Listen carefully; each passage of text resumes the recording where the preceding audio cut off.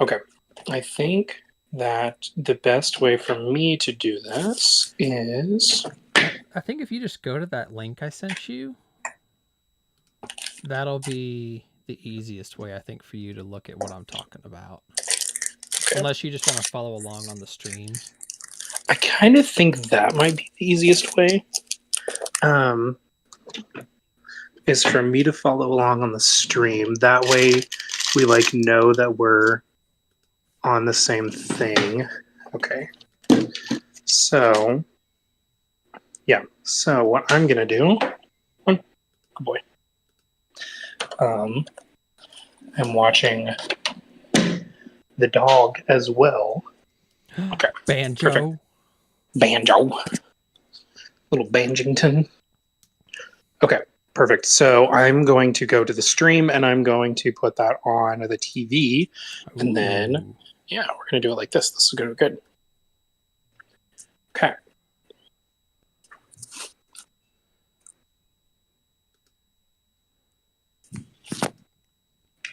All right. That looks good. Put that up. And Okay. Can you hear me? I can hear you. Okay. Perfect. How's that audio? Sounds good. How's my audio? Okay. Yeah, your audio is perfect. You're perfect. Oh, thanks. Oh my god. Okay. Let's see. Pigeon, did you really just steal my seat? Do what? Pigeon just stole my seat. No. Okay, I guess that works. Okay, we'll take it. Oh, yeah, perfect. Okay. Yeah, this is great. Awesome. Okie dokie. So for those just joining in, we are going to be building Dihada Binder of Wills. This is actually the Legacy or Legends Legacy precon from Dominaria, I think was the set. And joining me is none other than my very good friend, Brandon. He actually What's up? lives in Arizona. And so, uh, yeah, so we're doing this remotely. But deck building, Brandon, I think you were here last time when we actually did this for your Mothman deck. Yeah. So I was a little jealous, and so I was like, "Oh, I want to build a deck with Brandon." Uh, so here I am. I've had this deck for a little bit, and by have this deck, I mean I've had just the precon. I have played it. Oh, I want to say about 4 or 5 times at this point, Mhm. and it's been it's a lot of fun. I think it has a lot of potential.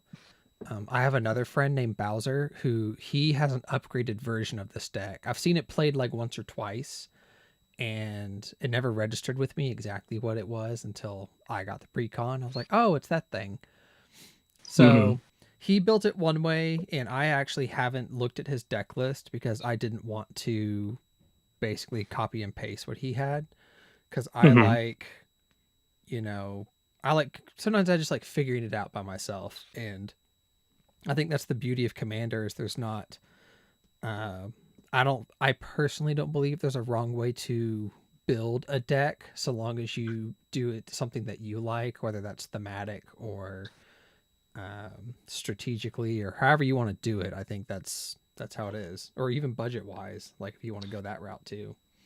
Yeah, I think those are great points. And also, I think there's a certain amount of play style. Some people like playing a little bit more passively and want to swoop in on turn 7 and win then. And some people want to play aggro from turn 1. I think there's a lot of different play style choices that could go along with budget as well. Yeah, and I was actually talking with Bowser about this earlier this week, and how because I was telling him I was building this deck, and this is it's interesting because some commanders when you have them you build the deck so like your dragon deck like your draconic destruction deck Yeah. you kind of build around it, but your commander doesn't have to be on the field for your deck to function because sometimes the commander is like the engine, it's the core, it's what makes the deck run. And then there's other times like your draconic destruction is, yeah, you built it around your commander, but you don't really bring him out until you're ready to like finish the game and like have your big push. Yeah. And Dihada was interesting because she functions kind of both ways.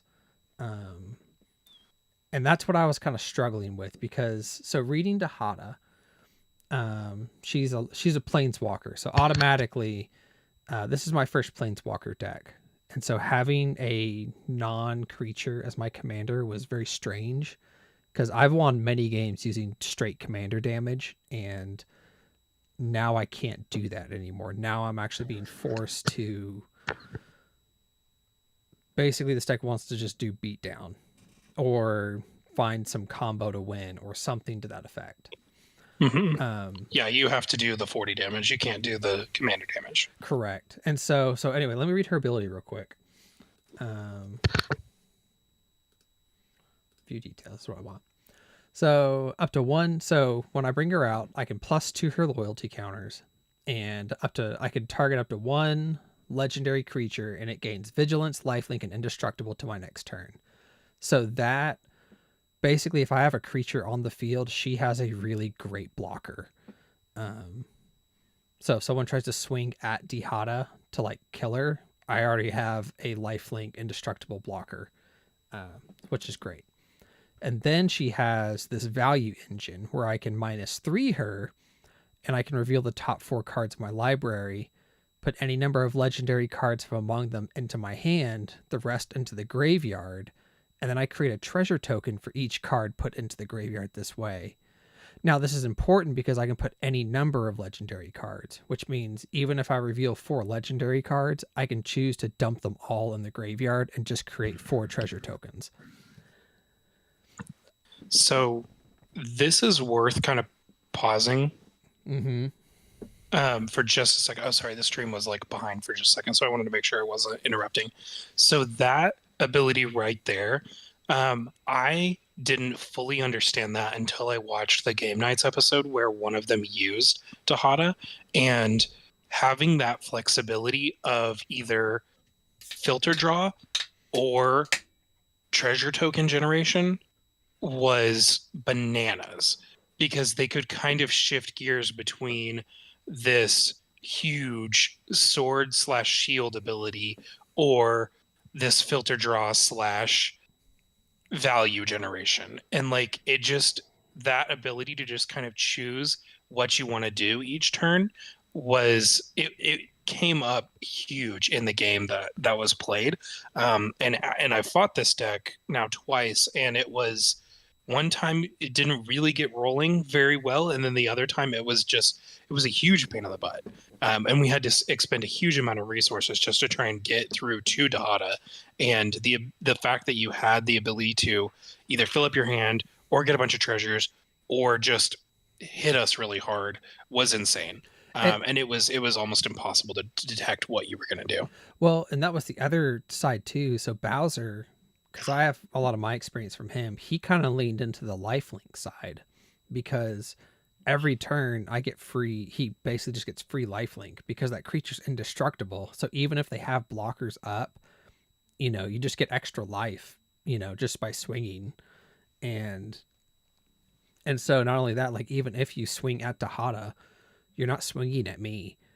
So she's like this extra little health Exactly. bar. And so I'm like staying alive because the life link. So even if she does die, I'm like, okay, I can afford to -3 her, not have a defender route, because if they want to kill her, great. If not, I have enough life that I can take a hit. I can. Yeah, or they have to go wide and send 3 attackers at her just to guarantee they get through. And it's like, great. Yeah. No blocks. I don't care. You know what I mean? Like, like those attackers aren't coming at me. They're coming at her. Yeah. So that's, I think, a huge important distinction between planeswalkers and creatures. Yeah. And so that brings me to her final ability, which this is actually her game-winning push, so if you get her loyalty abilities up to 11, I can -11, gain control of all non-land permanents until end of turn. Untap them, they gain haste. So I just steal everyone's board, untap everything, and I just send it back. But that's also including, so non-land permanents includes enchantments and artifacts. So if they have mana rocks or vehicles, or doesn't matter what it is, it's a non-land permanent. So that's like her game-winning push. So she can kind of do commander damage, but that's the commander win, is like Hmm. minus 11 her. And I think Bowser leans into that as well, because he likes the life link, and he likes getting her up to 11 as fast as possible so he can take everything and hit someone, which is a legitimate strategy. I respect it. So Definitely. so when I started doing research, seeing what Command Zone had done, what a few other channels had done, just like my random research, many of them. So Command Zone did like a budget upgrade, which was nice. That kind of gets you started. I kind of had Bowser's mindset of like, oh, I should kind of lean into Lifelink. But then the other deck lists I found really leaned into the treasures. And they were like, yeah, treasures can bring out those big legendary creatures. And then this other person was like, oh, if you want to do the vigilant indestructible thing, get a creature out that benefits from staying alive. So maybe not an ETB ability, but an ability that just lets them like either gives all my creatures buffs, or it has a triggered ability where whenever it attacks, it does something. So something that kind of generates value. Yeah. So I kind of went through, I cut a lot of the cards I didn't want in the deck. I ended up cutting about 30, almost 40 cards total. That's a good place to start. And I went back in and I kind of shoved a lot of what I personally have in my collection. Hmm. So I'm keeping it. So the main theme is I'm keeping it as legendary as possible. So I basically am trying to keep them all legendary creatures if I can. And then they either have to generate some form of value, or it has to be a creature that is like a threat, almost like a coma, like or on the battlefield, where like it wants to be on Hmm. the battlefield to do something. So learning from you, I actually broke my stuff up into groupings. And what's cool about Moxfield is you can actually they're called tags. And so you can actually Hmm. put multiple tags on things. So you may see a repeat card. Doesn't mean I have two copies. It just means that card is serving more than one purpose. Yeah. Yeah. This is very similar to how Architect does it. The you can there's probably a filter up at the top that says like don't show duplicates or something like that, so that it only shows it in like the primary category. But that's totally fine. Yeah, I haven't. I actually kind of like showing them both, just so I can Yeah. I remember them there. And Yeah, so, definitely. um, so there's one card. Let me see if I can find it real quick. I believe it's in the life value, mana ramp, tutor. Maybe it's down here. I have 81 cards I'm considering, by the way. And there's several in here that I can live without, but there's also quite a few that I'm like, I really want them. Like, I really want them in here. Okay, so it's this card. Few details. So, if you would gain life, you gain twice that much life instead. If you would draw a card, except the first one you draw on each of your draw steps, draw 2 cards instead. It's a 5 mana legendary artifact, so it is legendary. So this would lean into the life link a lot more. So basically, I gain twice the amount of life, which I think is pretty good. The extra draw is kind of in the back of my mind, because I know she inherently wants to like, she can do the filter draw by herself, but it doesn't count as a draw, so it wouldn't. And so that's why I think I want to add this one in. And that's why I actually have quite a few draw effects. This is almost like your proliferate, where I'm like, I kind of focus on draws. Please.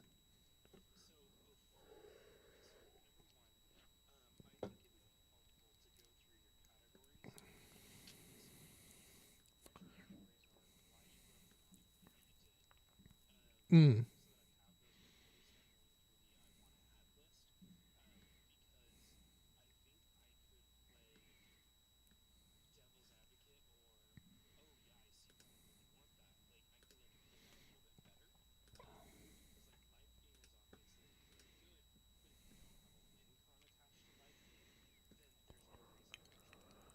gotcha.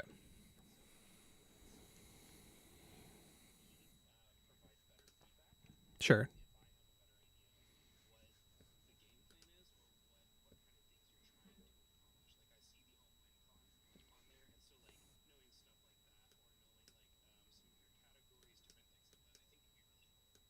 Gotcha.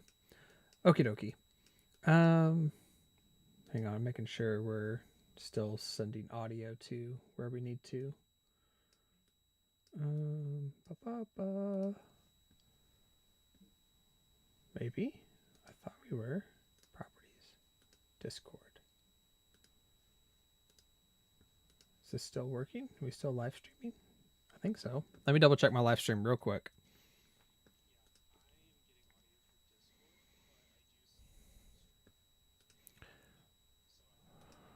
Well, it's the audio I'm worried about.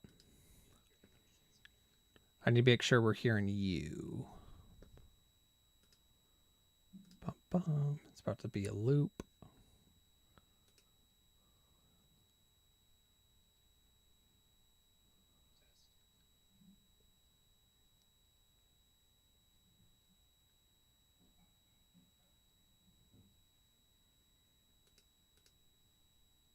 Nope. It's okay. Can be fixed.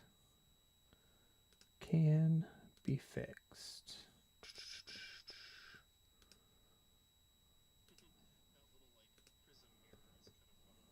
Yeah. Audio input capture. Nope. I want.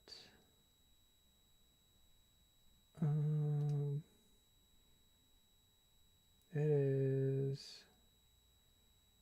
I think it's Mac OS audio. No. It's one of these.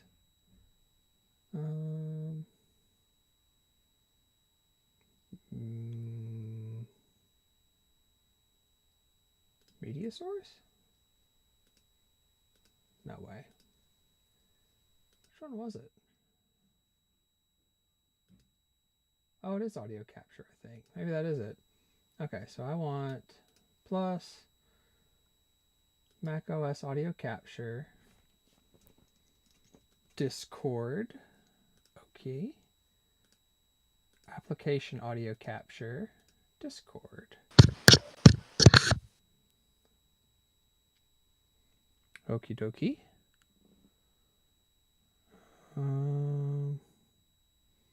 Try again.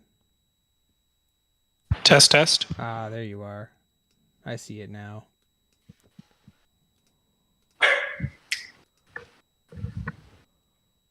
Do it again. Test, test. Pigeon, stop barking. Jesus. I'm like, test, test, and she's like, got it. All right, we're back on. Hell yeah. We're back in it. Just got to make sure that keeps going. Okay, so we were going through the what I call them, the chapters, the sections. Yes, your tags. My tags. Okay, so Yes. I think I had a few more than your Mothman deck because I think I got kind of scatterbrained because Dihada wants to do so many things. Yeah, well, and I think that's totally fine. I don't think there's a problem with having 40 different tags, and especially since there's some cards that are going to be tagged 4 times. Like, I think that's fine as long as it doesn't get confusing for your count. I think it's okay. The main thing that I would advise is if you don't have a reason for having a legendary count, or if you don't have like a win con attached to the legendary tag, get rid of it and break those cards out into other categories. You know what I mean? Like, if there's not a reason for card draw and filtering or like stacking or like some of the other effects to be separate, then call it advantage and put them all together. Different things like that. And we But could definitely do that. So let me go through the tags real quick, and then maybe yeah, we please. can consolidate it. Yeah. So first one that shows up, it's in alphabetical order, I think, is Alt WinCon. So I always like in decks to have at least one other alternate win condition. So this is Heartless Hindetsugu. I probably butchered that. So he's a legendary creature that has tap. He deals damage to each player equal to half that player's life total rounded down. So that kind of goes along with the life gain thing, where my life total should be higher than everybody else's. And there's actually a card in considering. I haven't put him in here yet because again we're deck building. But it's Veto Thorn of the Dusk Rose. Is whenever I gain life, target opponent loses that much life. No, that's not him. Where is he? I think he is. Maybe I haven't tagged him yet. So he must be.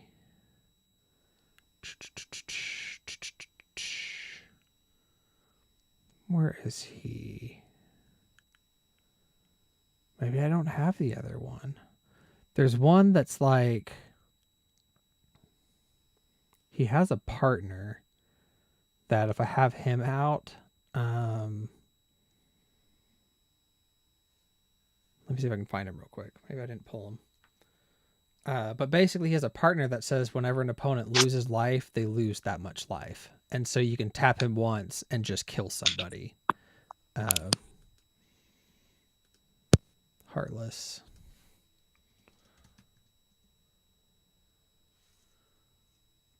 Combo.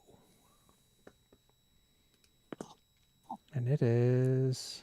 That was a black card. Could be wrong. Maybe it's this. If a source you control would deal non-combat damage to opponent or a permanent an opponent controls, it deals double that damage to player or permanent. Sulfa Mayhem Dominaris. Maybe that is it. Sulfim. Why is Diesel being a butt? Yeah, he like jumped on my lap and it like yanked the cord out of my phone, and so I like kicked the audio off, and so I was like, "God damn it, Diesel!" And I went through my phone audio instead of my headset, and so I was like, "Ugh, great!" I was like, ugh. So anyway, so this is his. I think this is the other WinCon, Alt WinCon. I thought it was this dude. What I like about this dude, it was whenever you gain life, target opponent loses that much life. Yeah. I think he does something else that I'm thinking of. Oh well. Anywho, so anyway, these are the two cards that if you have them both out on the field, you just win. Yeah. As long as they don't have summoning sickness. So that's like the alternate win con, one of them. Okay. And they're both legendary creatures, so it's like to win, you know? Yeah. Then I did draw because I don't know, I think draw is important in a lot of draw decks. Equal good. Yeah. Yeah. The more you draw, the more you see of your deck, the more of the deck you see, the more combos you have. So then I have this, it's a big category, but it's legendary. And I have it there because some of these don't necessarily have another spot. They're more just like, they're a good card to have on the field just because they're a legendary creature. So I won't go through all of them, but just as an example, Avrad the Cursed, few details. So he's a Death Touch lifelink. Other legendary creatures you control get +2/+2. So he's just kind of an anthem effect. I also have some legendary lands in here just because I wanted to tag them that they're. I have another card in here. I think he's actually right over here. He's not. I do like Bladewing. Bladewing, yeah, he's another he's a legendary creature, has haste. He flies, and he creates 2/2 black zombie knight creature tokens with menace for every creature card in my graveyard. So it's like they're just good legendary creatures to have on board, and then when Dihada gives them vigilance and indestructible, they're just that much better. Yeah. So I can go through quite a few of these because they all most of these have another tag to them, but I just kept kind of a legendary thing here so I can kind of see them all and see how many I had. Yeah. Oh, it's this guy, Shandid, Sleeper Scourge. He has an anthem, gives all other legendary creatures menace, and he has whenever I play a legendary land or cast a legendary spell, I draw a card and lose 1 life. Okay. That's good. So that's why I tried to fit as many legendary lands in here as I could. That made sense. Yeah, and I remember Odric. Odric's the one who kind of like oh, he's dumb. He's the one who like makes the deck pop off. Yeah. So I'll go through these here in a minute, but I'll continue down. The other one I have is Planeswalker. So this is like Planeswalker help. Right now, Lae'zel's the only one, but there's 2 more considering that I wouldn't mind adding. But basically, this is to help Dihada get to her ultimate quicker.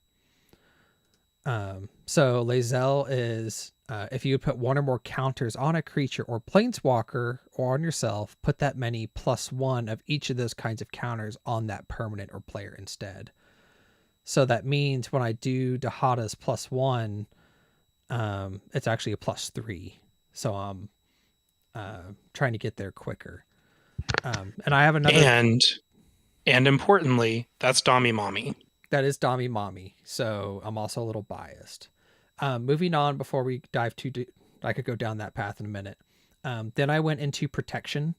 So protection was kind of a broad category. So this, I have a lot of things in here that are either making my stuff indestructible. They are making tokens to be meat shields. Yeah. Or something in between. Like Gerard's Hourglass Pendant is a kind of board wipe protection. And it's like, if everything dies, it brings them all back. Yeah, that's nice. So it doesn't like protect them, but it just brings them back. And then Gerard has like a similar one where when he dies, I bring back to the battlefield all artifact and creature cards in my graveyard that were put there from the battlefield this turn. So if he dies in the board wipe with everybody else, they just come back. So that's like my protection category to keep Dihada alive, or me alive. Or like the Bladewing and Zerm, they both create tokens that are just meat shields. And then I had the recursion or reanimation. So this kind of leaned into the making treasures. So whenever I pitch things to the graveyard, all these cards either bring something back or basically that's all they do. They just bring things back from the grave. Whether it's putting it on top of my deck, back into my hand, or back to the field, or using something that's in the graveyard for a better effect. And then I have removal. So this is just spot removal, be it board wipe, single target removal, whatever. That's all here. Lands, these are just the normal lands. And the non-legendary ones. Yeah, these are all non-legendary lands that are just that there's nothing to tag them with. That's it. And then we could probably add more to this, but this is value. So these are either getting me card advantage. It is either creating treasures, letting me cast cards for free, or it's able to search for something, or copy abilities. It's kind of a broad category. Basically, it's letting me get a lot of value while they're on the battlefield. I could probably add more to this category that has not been tagged yet, but these are. You could also probably put value and draw like in the same category, just because like a lot of that is not. It's not inherently the same, but a lot of it is going to function the same. I agree with that. Um, and that's just like for organization purposes. That doesn't really change anything. nope, I think that's great. And then mana ramp was it's mana ramp. They're all basically mana rocks, or there's only a single land here because it actually taps for 2. It's a legendary land. I pay 2 life, I add 2 mana, and I spend this mana to play legendary spells. I love it. Yeah. I So love that one. and then I have this last category. This could probably go in value as well. Our tutors. Hmm. So I could probably put these in. I think I could probably add those to value as well. And then the other one I have is, it's down here. I have life gain. I have a life gain engine down here that either has something to do with life gain in some form or fashion. And this is in my considering pile. So I didn't have a pile Okay. up there, but these are cards I was considering because if we did want to do life gain, some of these have pretty good effects based on the life gain stuff. So that's the categories I did. I am actually going to change these tags to value real quick because I think that'll help shore things up quite a bit. So of those, did you have any questions while I do this, or any I don't know, any comments on your end? Yeah. So okay, so this is like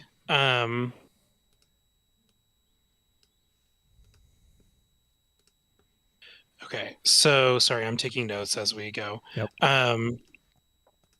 Okay, so as far as this deck goes, so it's legendary tribal, but it doesn't necessarily have to be legendary tribal. It just is because like that just is what works well. No, it's Um, legendary tribal because Dihada's filter adds got it. legendary Nope. cards Okay. from my hand to the Perfect. graveyard, or adds from Okay. that draw 4 is I can only add legendary cards to my hand.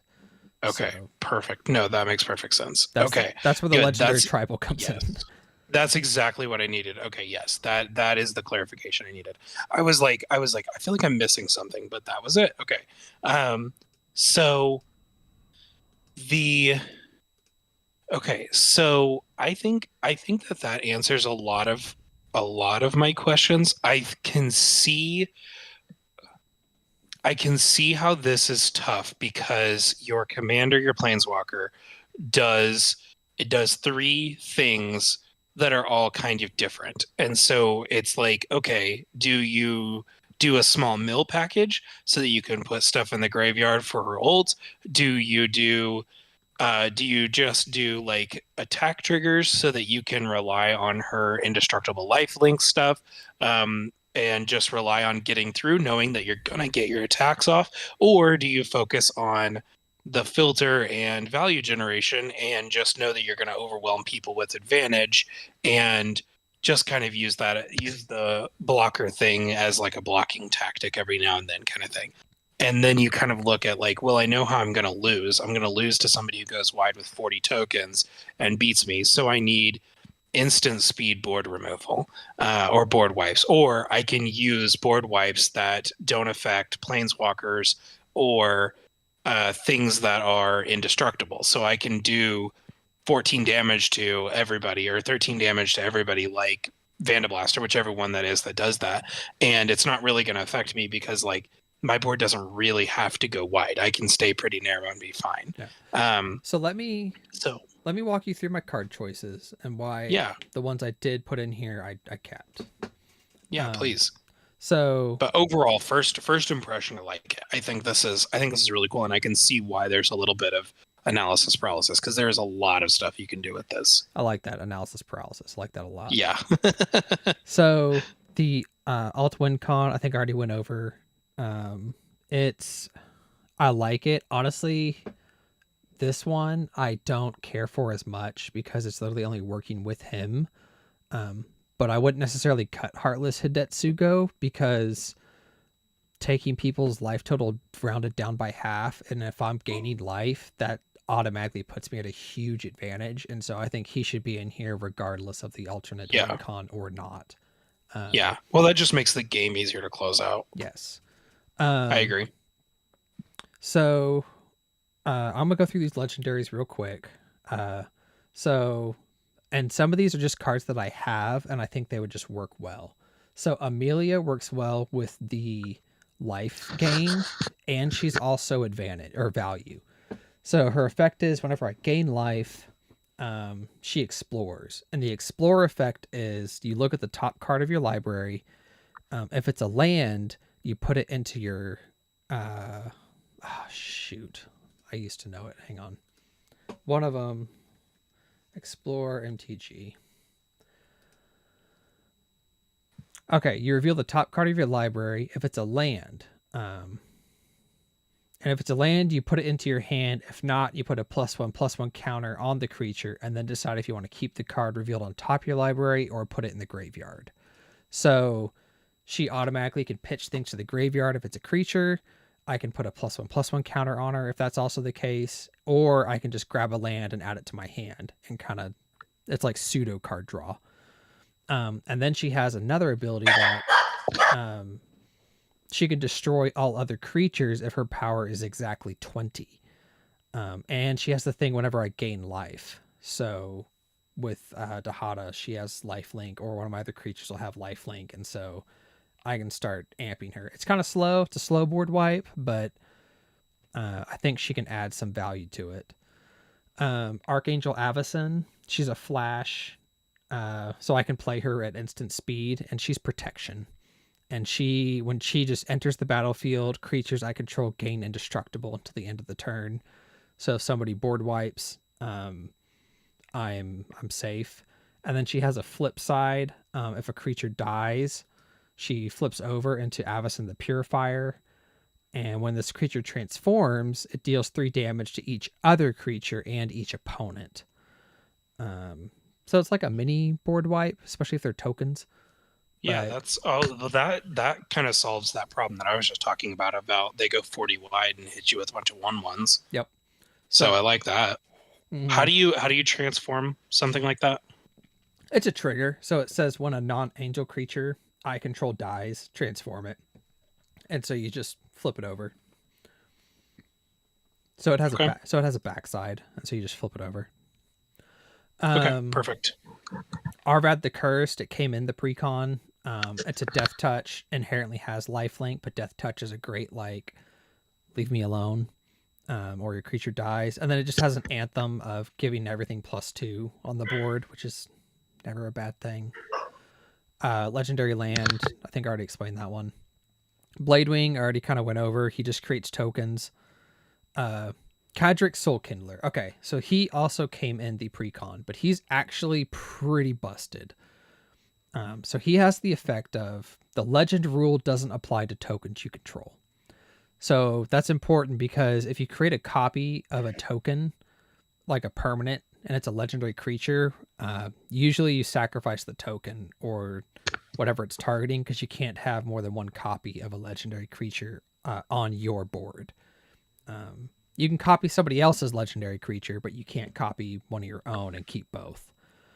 Gotcha. But with him, that legend rule doesn't apply to tokens I control, because whenever another non-token legendary permanent enters the battlefield under my control, I could pay 1 mana, and if I do, I create a token that's a copy of it. That token gains haste, but I sacrifice it at the beginning of the next end step. So if he's out and I cast Dihada and pay 1, I can have 2 Dihadas on the field at the same time, and I can use the plus ability once and I can use the minus ability once, or vice versa, or I can double up on something. Yeah, that's crazy. Or I can just drop one of my other legendary creatures. Like I can drop another Bladewing, and now I got 2 of them. So he's very good. He's very good. I don't get to keep the token, but it's just value. Just like he's just one of those creatures I just want to stay on the field. I should probably put him in the value category. Boom. Captain Lannery Storm also came in the precon. She creates treasures. Whenever she attacks, you create a treasure token, which is just mana. And then whenever I sacrifice a treasure, she gets a +1/+0 to the end of the turn. So if she stays out and I have like 4 treasure and I sack 4, she becomes a 6/2. Like, it's only for the end of the turn, but she's just there to kind of help ramp a little bit. And she has haste, so I can drop her pretty early with a 3 mana cost. Chainer, Nightmare Adept. He's a recursion card. We'll probably hit him here in a little bit. But he has the ability where I can discard a card and I can cast a creature spell from my graveyard this turn. And I can only activate it once each turn. So, I need to look up the ruling on it. I'm pretty sure casting a creature spell from my graveyard is still sorcery speed, so I can really only do it on my turn unless that creature has flash. But whenever a non-token creature enters the battlefield under my control, and if I didn't cast it from my hand, it gains haste. So basically, if I have a loaded up graveyard, I can discard a card I'm not using and bring something back from the graveyard, and it has haste. I can use it immediately, and we're off to the races with him. Yeah, that's a good instant swing, like push really fast, really hard kind of thing. And I can, so he's pretty good.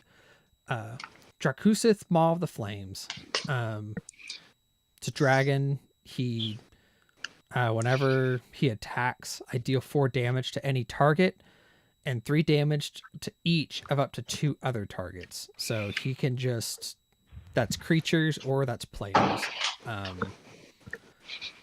He's just a dragon. Like, he's just a big dragon.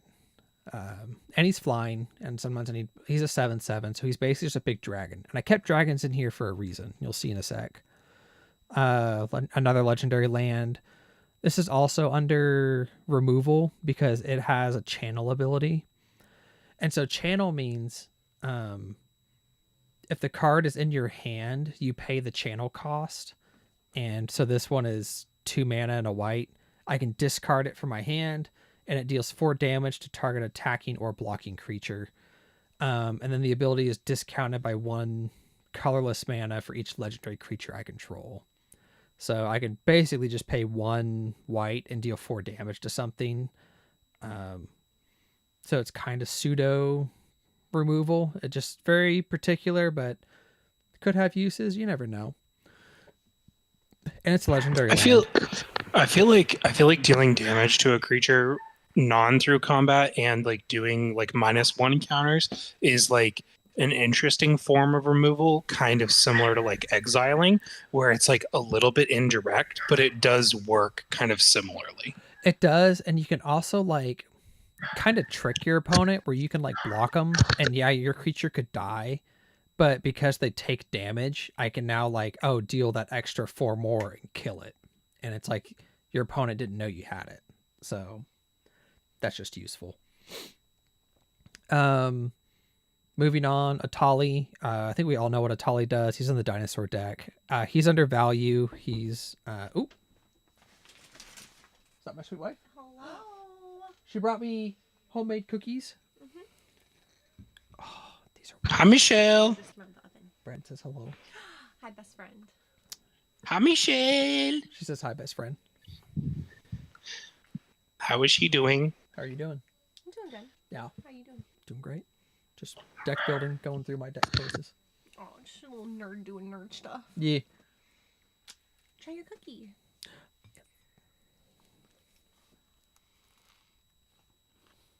Mm.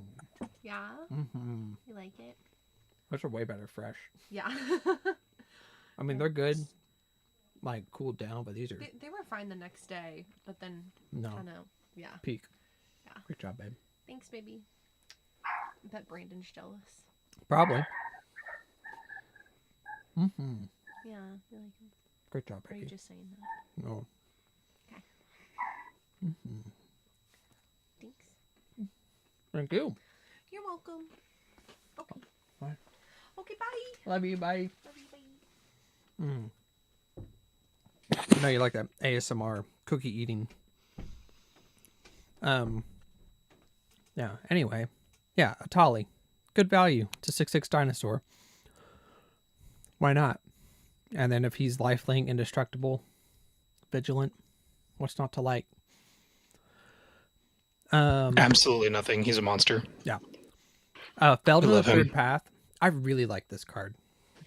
I tried to play him in my Sauron deck a long time ago, and he didn't really mesh too well. But this card's incredible. He's actually a little similar. He's a weird mixture between Chainer and that Cadric Soul Kindler. So he has pay 2 and a red, tap him, create a token that's a copy of target creature card in your graveyard, except it's an artifact in addition to its other types. It gains haste, and then you sacrifice it at the beginning of the next end step. So he's a weird mixture of those two, but he's just another, like, whenever I've pitched something to the graveyard, I can still use that thing in the graveyard. So if Atali's in the graveyard, I just make a token artifact creature. It has haste, swing him, get the value off him. Okay, then he's gone at the end of the turn, but I still got to, like, use that ability. So he's very cool. Yeah, I like that a lot with, especially with like ETB triggers, anything that's like, I hit the battlefield, I'm ready to go kind of thing. That's really cool. Yep. Gadrick, he's another treasure creator. His downside is he can't attack unless I have 4 or more artifacts, but because I always have treasures, which are artifacts, it's not a problem. But he can still block, which is important. And he only costs 3 mana to drop. So, and he flies. So he's great. So I really like him. I think I went over Gerard earlier. He's just board wipe protection. So when he dies, he brings everything back. We already did him. So this is a game pusher guy, Giselle Goldmane. He came in the pre-con. He's one I could cut, but I don't know. I feel like he could also push for games because you pay 5 and attacking creatures you control get plus X to the end of the turn. And X is the number of attacking creatures. So if I swing out at everybody and I'm attacking with like 5 creatures, everyone gets +5/+5. Yeah. But I feel like he'd almost But be at minimum, it's still 1, right? Yeah, at minimum. Because he counts?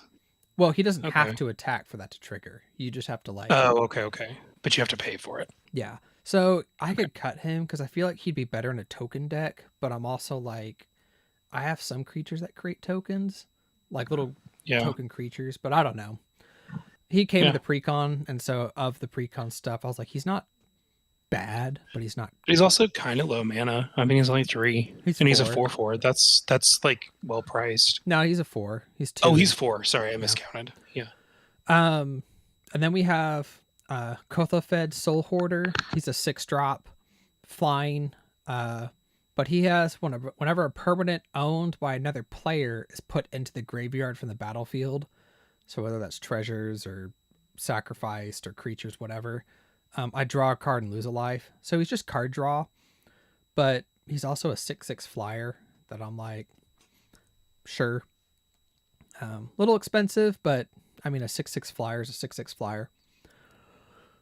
Krenko, the 10th Street Kingpin. So he's one of the creatures that Dihada can keep around for a long time, and he can generate a ton of value because his ability is whenever he attacks, you put a +1 counter on him and then create a number of 1/1 red goblin creature tokens equal to his power.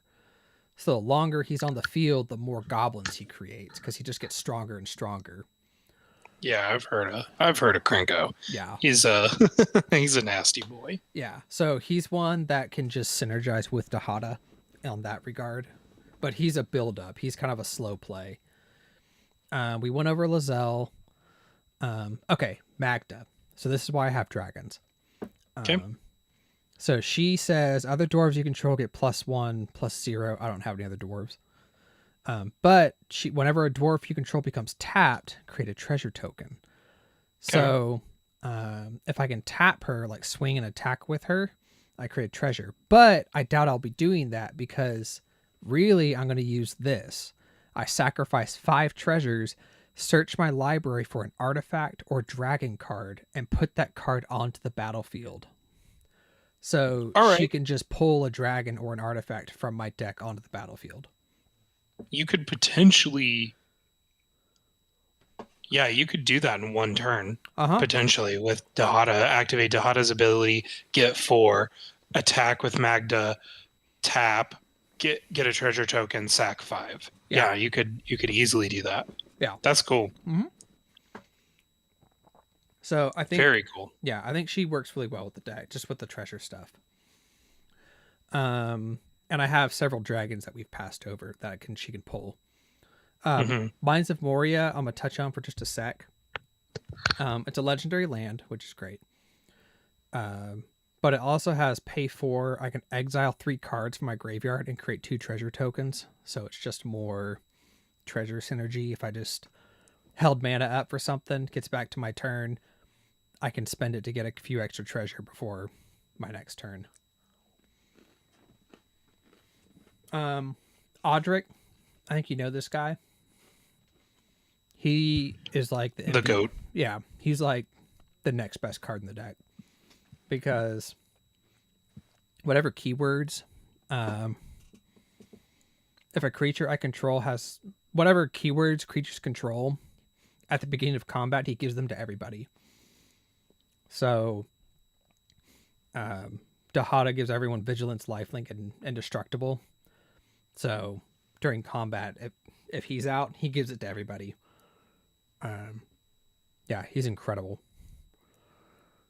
Plaza Heroes, more. There's another legendary. That's not a legendary land. This is just it's a land that is meant for legendary creatures, which is interesting. Because I can tap it, add 1 mana of any color, spend it only to cast a legendary spell. And I can tap it and add 1 mana of any color among legendary permanents I control. So it's interesting. It's not a legendary land, but whatever. That pay 3 is really good too. Exile it. It's kind of like a secondary, Gains hexproof and indestructible. Yeah, that's like another protection. I could put that under protection. Yeah. I didn't even read that. I didn't even care about that. That's just cool. Yeah. It's like an extra Dihada ability, so if you happen to like use Dihada as like second ability or something like that and you couldn't do their first, then you could easily like grab it, you know? Well, that's cool. Yeah, and it's the hexproof that's really the keyword there, I think. Yeah. Rising of the Day. Creatures I control get haste, and all my legendary creatures get +1/+0. I thought this was an auto include. Let my creatures drop and immediately do their thing. Or swing. Yeah, that's amazing. And it buffs them a little bit. I was like, that's an auto include. Easy. Thing I went over Shandid, gives all my creatures menace, and it's a draw engine. So Shelob the Dreadweaver. This is a card I have. I thought it would go well in the deck because it's a legendary creature. And it also is kind of graveyard hate for my opponents. Because whenever a non-token creature an opponent controls dies, exile it. So that's great. Then I can also pay 3. I can put a creature card exiled with Shelob into its owner's library. And then I put 2 +1/+1 counters on Shelob and draw a card. So she has card draw and I can make her bigger. Then my favorite one is I can pay X and 2, 1 mana and 1 black. I put target creature card with mana value X, exiled with Shelob onto the battlefield, tapped under my control. Yeah. So I can steal whatever creature dies, basically, and bring it to my side of the field for a little bit of a cost. Yeah. So it's a little gimmicky, but I'm like, that's kind of fun. And anything that has like graveyard synergies, I can kind of shut it down. Yeah, I like that. Yeah, so she's kind of like I could cut her, but I was like, it's always good to have, and it's always good to have a little graveyard hate. Yeah, why not? Yeah. So Shieldred, the Whispering One. This is this card's got a reputation. Yeah, she was one that a lot of people recommended for my mill deck. Yeah, because she has Swamp Walk, which means if an opponent has a swamp, she can just attack directly. That's amazing. Or can't be blocked, I should say. Yeah. And then at the beginning of my upkeep, I can just return a creature card from the graveyard to the battlefield. From my graveyard. So it's recursion. She just reanimates things. Mm-hmm. But then at the beginning of each of my opponent's upkeep, they have to sack a creature. So, yep. You know, I was like, yeah. And she's legendary. Yep. Shipping Gorge is just another legendary land. It can ping opponents, but okay. Shizo's Death Storehouse. So I like this card because it's kind of like a Rogue's Passage, where it can make a creature unblockable. Kind of. But it can only be blocked by artifact creatures or black creatures. Mm-hmm. So that's nice. It's not always guaranteed, but it's nice to have. Takanuma, this is another one of those channel abilities. But this one's recursion. So I can mill 3 cards and return a creature or planeswalker card from my graveyard to my hand. So I can actually let Dihada die if I have this in my hand. And instead of sending her to the command zone, I can just put her in the graveyard and then get her back to my hand for significantly cheaper. Yeah, that's cool. Especially if she's died like more than once. Then this came with the precon, this Peregrine Dynamo. I pay 1, tap. I can copy and activate it or trigger ability from another legendary source. So I can't copy Dihada because she's a commander. But he can double the trigger. So I can trigger Krenko twice. I can trigger Atali twice. I can trigger Heartless Hidetsugo twice. Like I can, I can do things. There's that land that gets me 2 mana. This guy. I love this dude. Okay. So he has Death Touch and he has Boast. So Boast means he has to have attacked for him to trigger the ability, if I'm not mistaken. But you pay 1 and a black, and then target player searches their library for a card, shuffles their library, puts that card on top of it. So I can basically get whatever card I want to the top of my deck. That's legendary. Oh, that's cool. I was not reading that as target player could be you. That's funny. That's really good. Yeah, you could target somebody else. Yeah, I don't know why you would. So it's an activated ability. It can be activated once a turn, but only if the creature has attacked that turn. So I can only do it once. Yeah. But it's a free tutor, and a Dihada can keep him around. It's a free attack, and he has Death Touch. So even if they do block him, it's like... So he's a really good blocker, too. Yeah. So he's kind of like, not a key card piece, but he's a good card. Yeah, that's really strong. This is a card I've considered cutting several times. I just keep him because he's a flying Death Touch lifelink. Because I don't have anything in my deck that works with him. So whenever I activate an ability that isn't a mana ability, and if life was paid to activate it, I can pay that life again and then copy the ability. I don't have any effects that cost me life. He's a flying Death Touch lifelink, so he's just a good blocker. But he's got good keywords, but other than that, he kind of sucks. Correct. Zerum's another card that I'm like, like he has potential. So he's kind of like, he's a cheaper version of Bladewing. So whenever a Griffin you control deals combat damage to a player, I create a 2/2 white Griffin creature token with flying. So you attack with him, get a 2/2 Griffin, has flying. So if they don't have any flyers, next turn if I attack with both Griffins, then I'll have 4 Griffins. And so you can kind of like get an army pretty quick, but it's also like kind of slow too. But he's a flyer. 3/4 is not bad, and for 4 cost, I'm like, I've seen worse. Yeah. Okay. Protection. We went over the Planeswalker thing. We went over Arvison. Oh yeah. Avison's Memorial. It's 8. Costs 8. 5 and 3. It's expensive. But it's it's a legendary artifact. Oh. It's indestructible. Okay. And it makes other legendary permanents I control have indestructible. Okay. So. It's pretty good. And remember that dwarf that can sack 5 treasure? Yeah. She can grab artifacts. Oh, so she could grab this out for free. Uh-huh. That's pretty good. Yeah. Yeah, that's good. I like that. I do too. I like it. Boromir, Warden of the Tower. I don't think I have him tagged in the legendaries.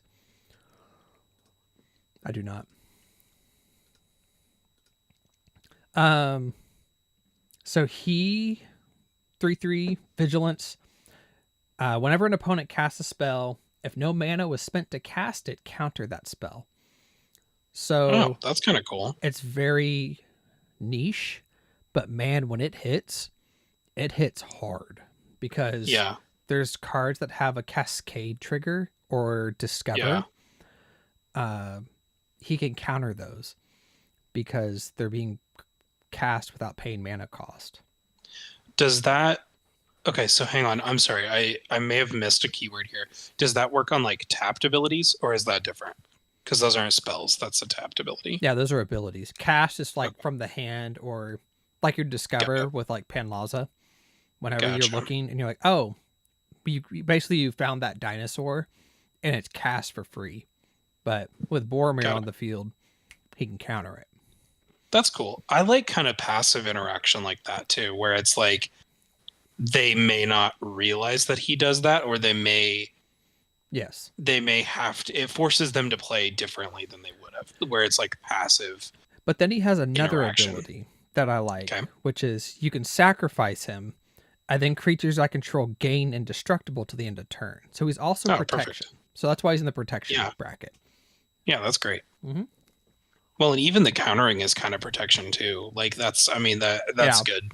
Like that's kind of why I crossed the protection and removal categories into just an interaction category, was because I was like, technically counter spells can be used as protection or as removal or as, you know what I mean? Like I was like, a lot of that stuff is really versatile. So I ended up combining those two categories because I was like, they do a lot of the same stuff. You know what I mean? Like a lot of it is really similar. Yes and no. I think in mine, I said protection because this was like all these cards focus on keeping my stuff on the field. Yeah. And countering does do that. But then I did removal because removal to me is like I'm getting stuff out of the way or things that are a problem. Yes. Not necessarily protection. They're just more like I'm like destroying that artifact because that's part of your engine. So that's me like slowing you down kind of thing. I think that's well said. Yeah, I like that.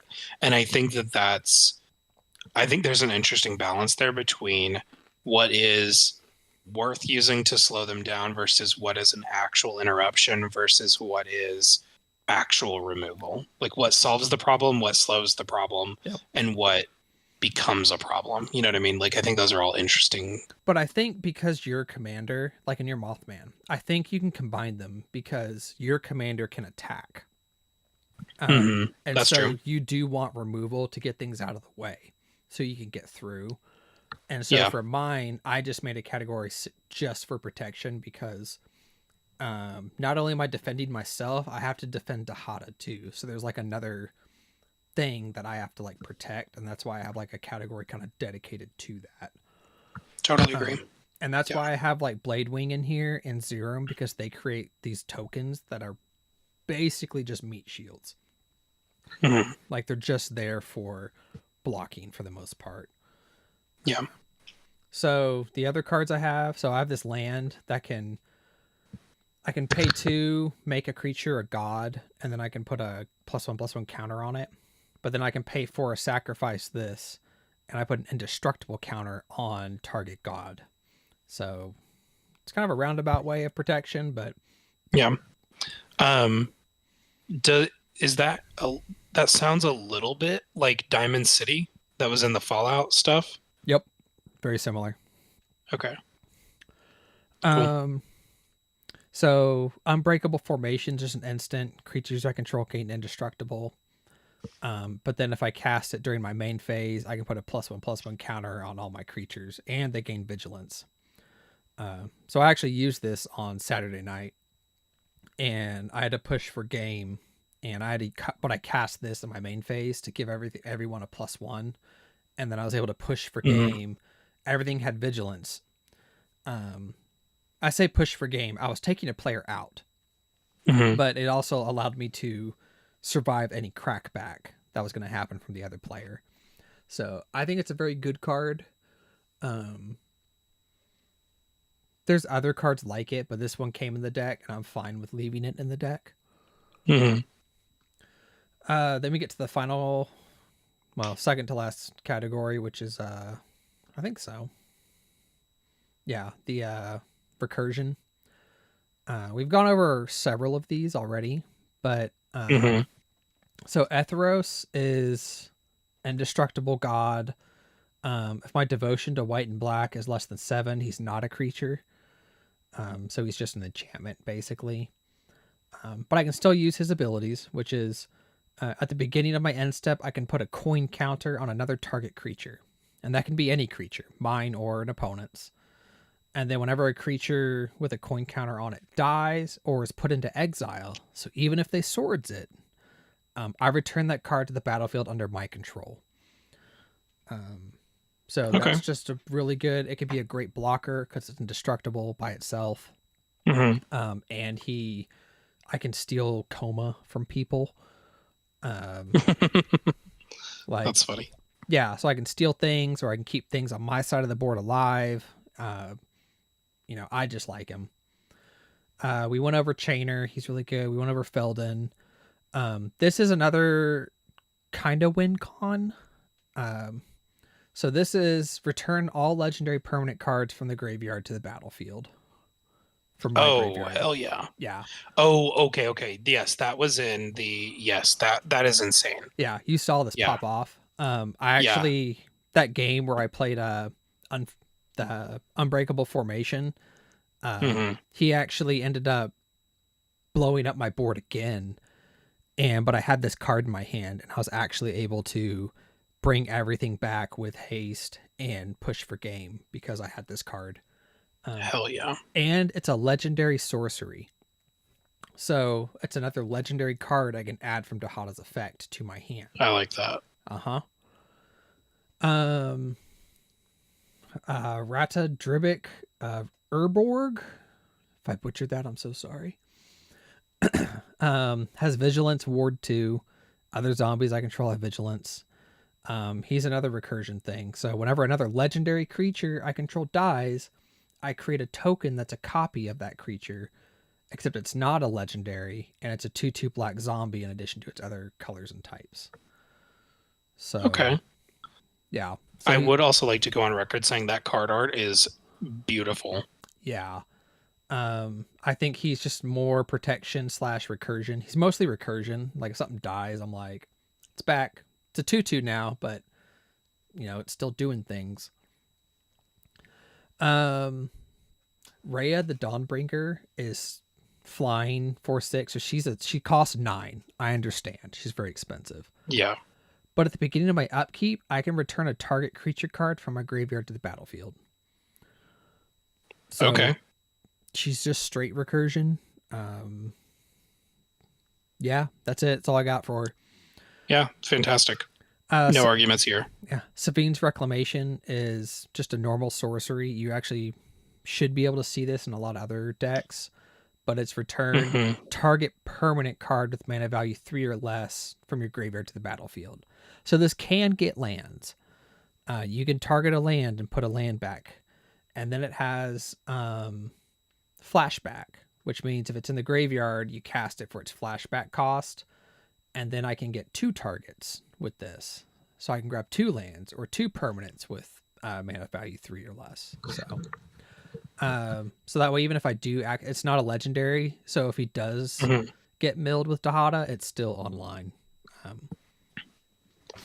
Yeah, I think flashback is really cool, especially with like some mills or some things that you might just like accidentally mill a little bit, and since your commander like is going to do that just a little bit, I think that's great. Yeah. Went over Sheila and Shieldred, and this one. So this is another legendary sorcery, Yawgmoth's Vile Offering. So this one I can grab with Dihada, costs 5 mana, and I can put up to 1 target creature or planeswalker from a graveyard onto the battlefield under my control. So I can grab anything. Yeah, that's cool. But then it has another effect. I can destroy up to 1 target creature or planeswalker. And then this card gets exiled. So it's a grab and hit. So it is removal, but it's also recursion. But it's a legendary as well. So, why not?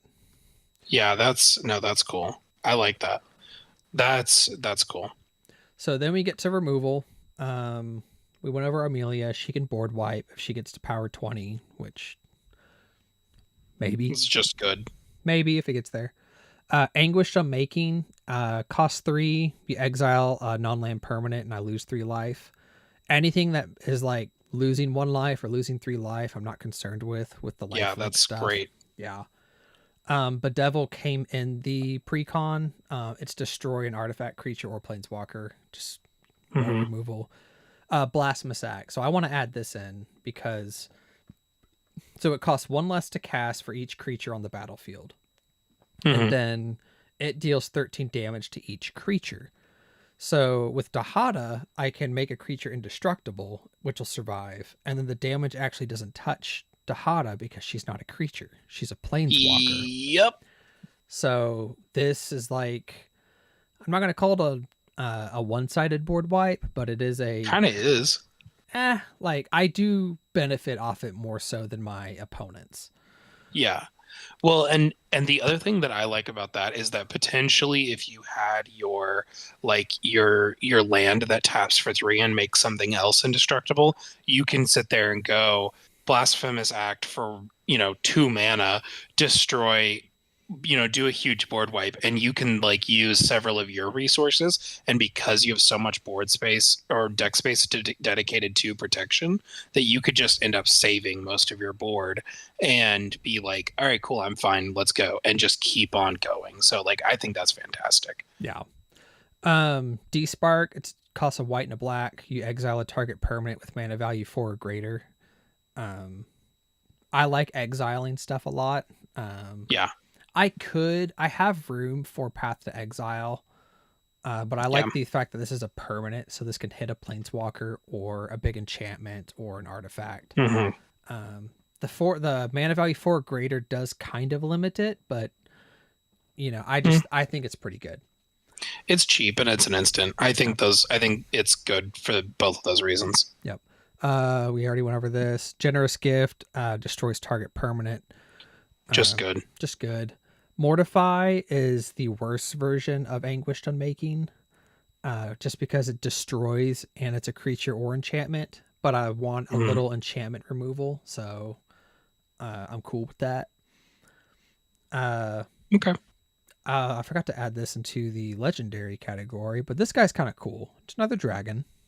He costs a lot.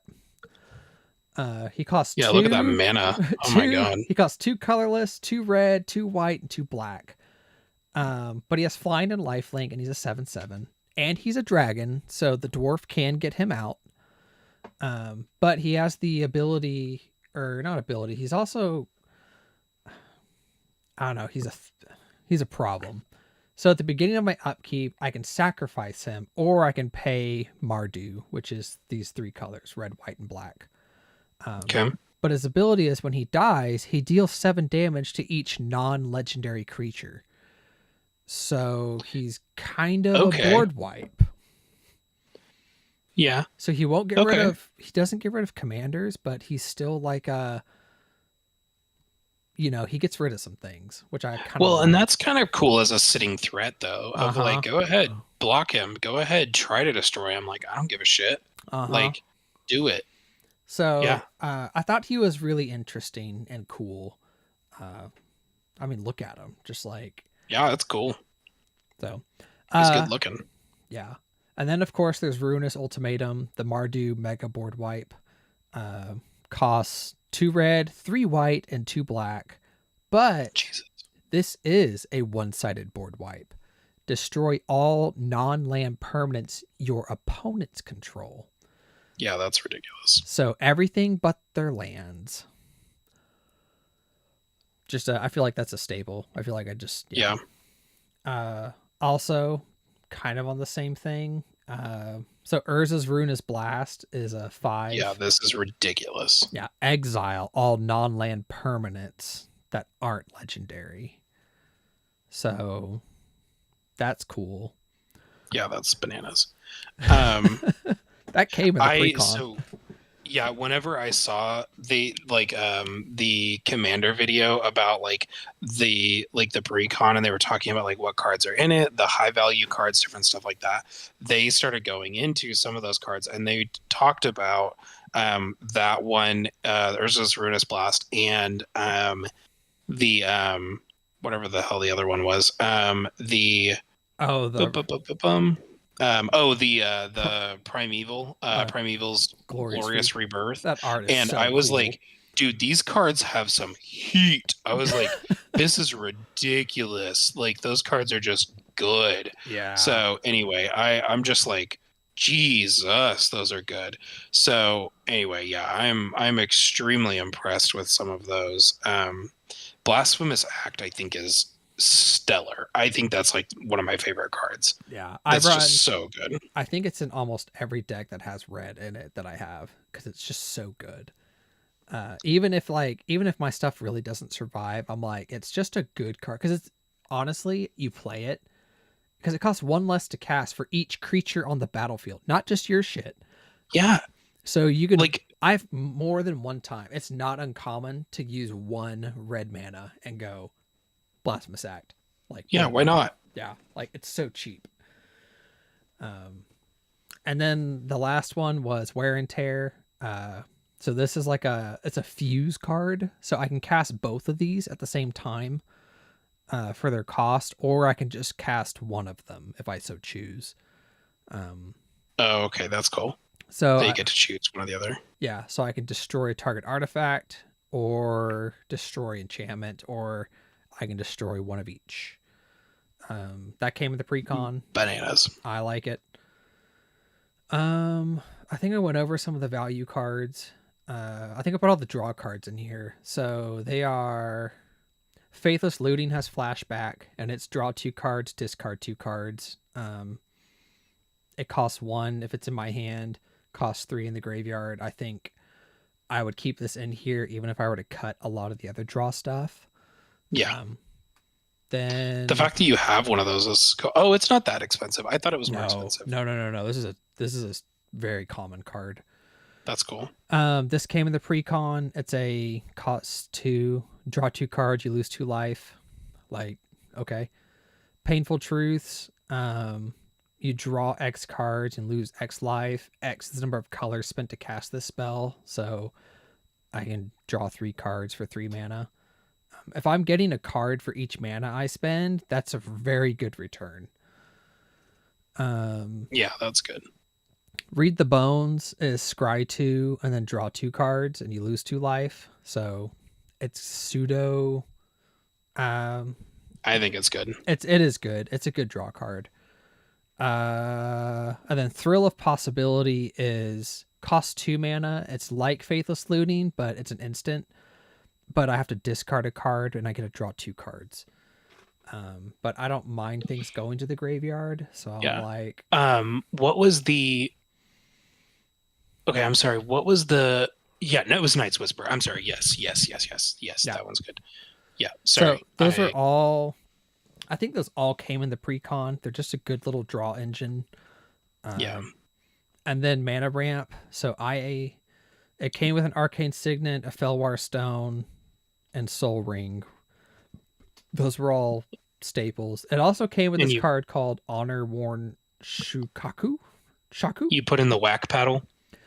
So this came with the pre-con. A lot of people cut this. I like it because it's a 3 mana rock, and usually I'm against them. I don't like 3 mana rocks, but I like this one because I see it as it's a 3 mana Soul Ring, and I think that's pretty good because I can tap an untapped legendary permanent I control and untap this.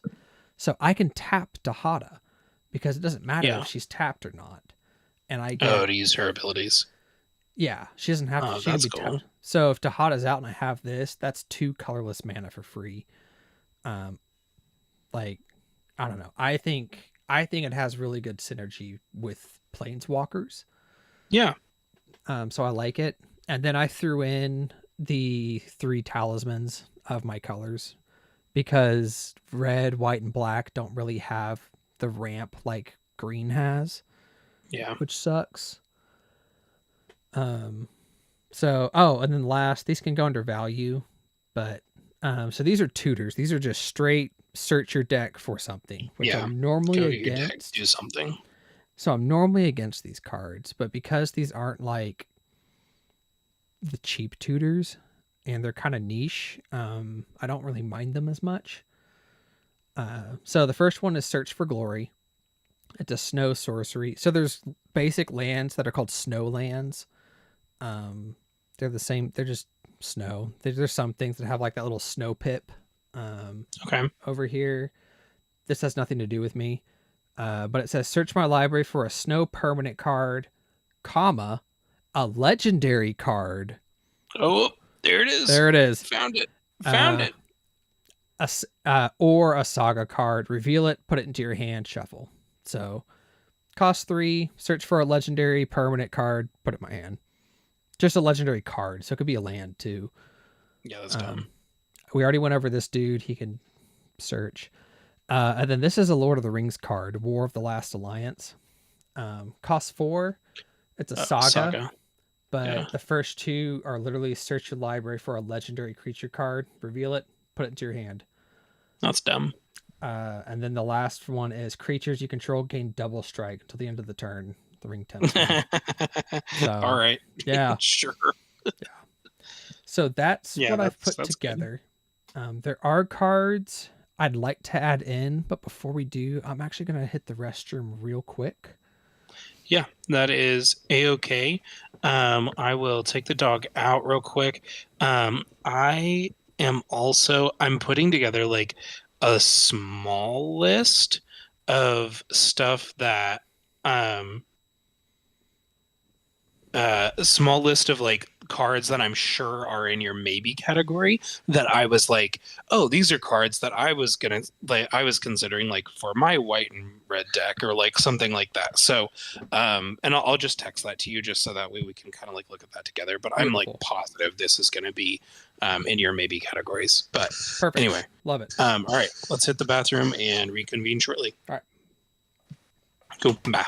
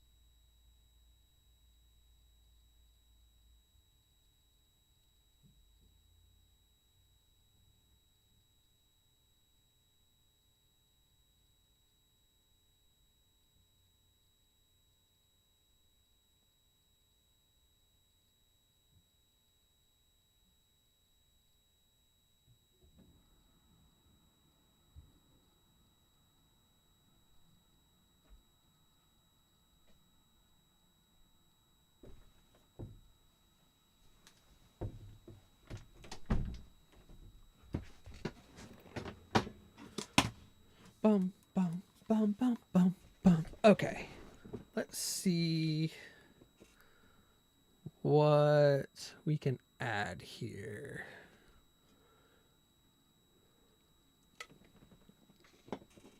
Well, first, let me go through. I think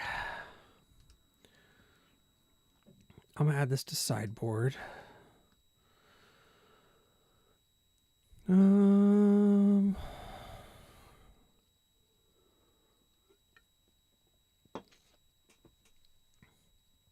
Golly, he is kind of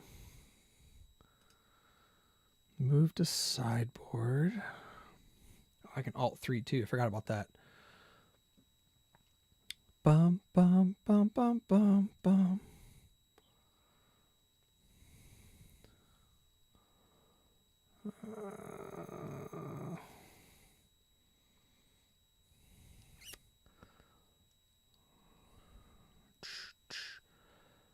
Bum, bum, bum, bum, bum, bum.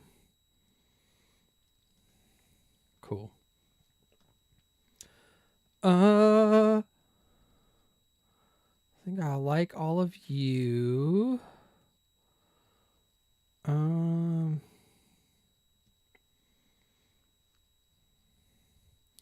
believe I like all of you.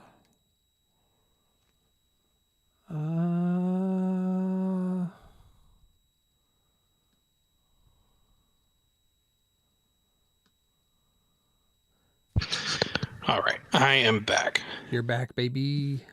Back, baby. Okay. I am also going to start making some rice here in just a second. So I'm going to be on mute for just a little bit. You're fine. I'm actually going to add the cards you just sent me because honestly, there's a lot of them I did not consider. Oh, hell yeah, baby. Hell We're yeah, doing it. We're doing the thing. Yeah. Well, and like a lot of those, I was like, okay, board wipe, protection. But like Akrama's Will, I was like, that's perfect. It's like either a board wipe or protection. But I just watched a Game Nights video today where they swung wide and he basically did Akrama's Will as a defensive thing and was like, hey, I'm going to give everything lifelink, so everything that's blocking is indestructible with lifelink. And so he ended up gaining like 20 life just from defending. And it was like, oh, hell yeah. And so it was like a defensive card as well. So it was just really cool. So Interesting. But then Boros Charm, I was like, that works with the damage, it works with protection, it works with like a lot of stuff. So anyway, there was just several of those that I was like, those are all good. And I was like, farewell, even maybe. But I was like, I don't know if you want to go that far. But I was like, a lot of those work because you have a planeswalker. So yeah, it's interesting. I'm looking through all the charms. I forgot to look at the charms. Yeah. I'm thinking first strike. Orzhov. I didn't even know Orzhov had a charm. Return target creature you control and all auras you control to their owner's hand. Or destroy target creature and you lose life equal to its toughness. Why would you do that? That's terrible. Rakdos Charm.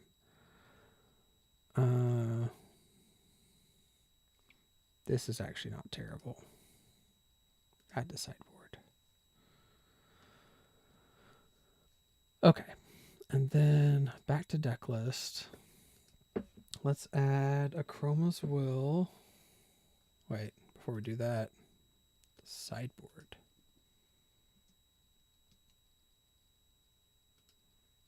Forgot how good that card is. Swords to Plowshares. So obviously. Path to Exile. And since you had all the deck space, I was like, why not run all of the removal, the stuff that you like? You know what I mean? Like, you like Plow, you like Swords. Like, why not run those? You know what I mean? Like, they're cheap, they're good interaction, they can help protect your commander, they can, they can do all kinds of stuff that you want it to do. Well, so Path to Exile, I don't mind. Swords, because I'm already having to do a lot of damage, like giving my opponent more is kind of a hindrance to the game plan. Yeah, but you're also running a ton of stuff with like high power, so you could always use it defensively too. I just think it's like such a versatile removal, and it exiles, which I think is just It really it's does. very strong. And exile removal just beats so many things. Like that's the only reason that we even stood a chance against Dihada whenever we fought it was because I had all of those cards. Yeah. You know what I mean? Like because I was able to run all of that stuff. So I don't know. It's interesting.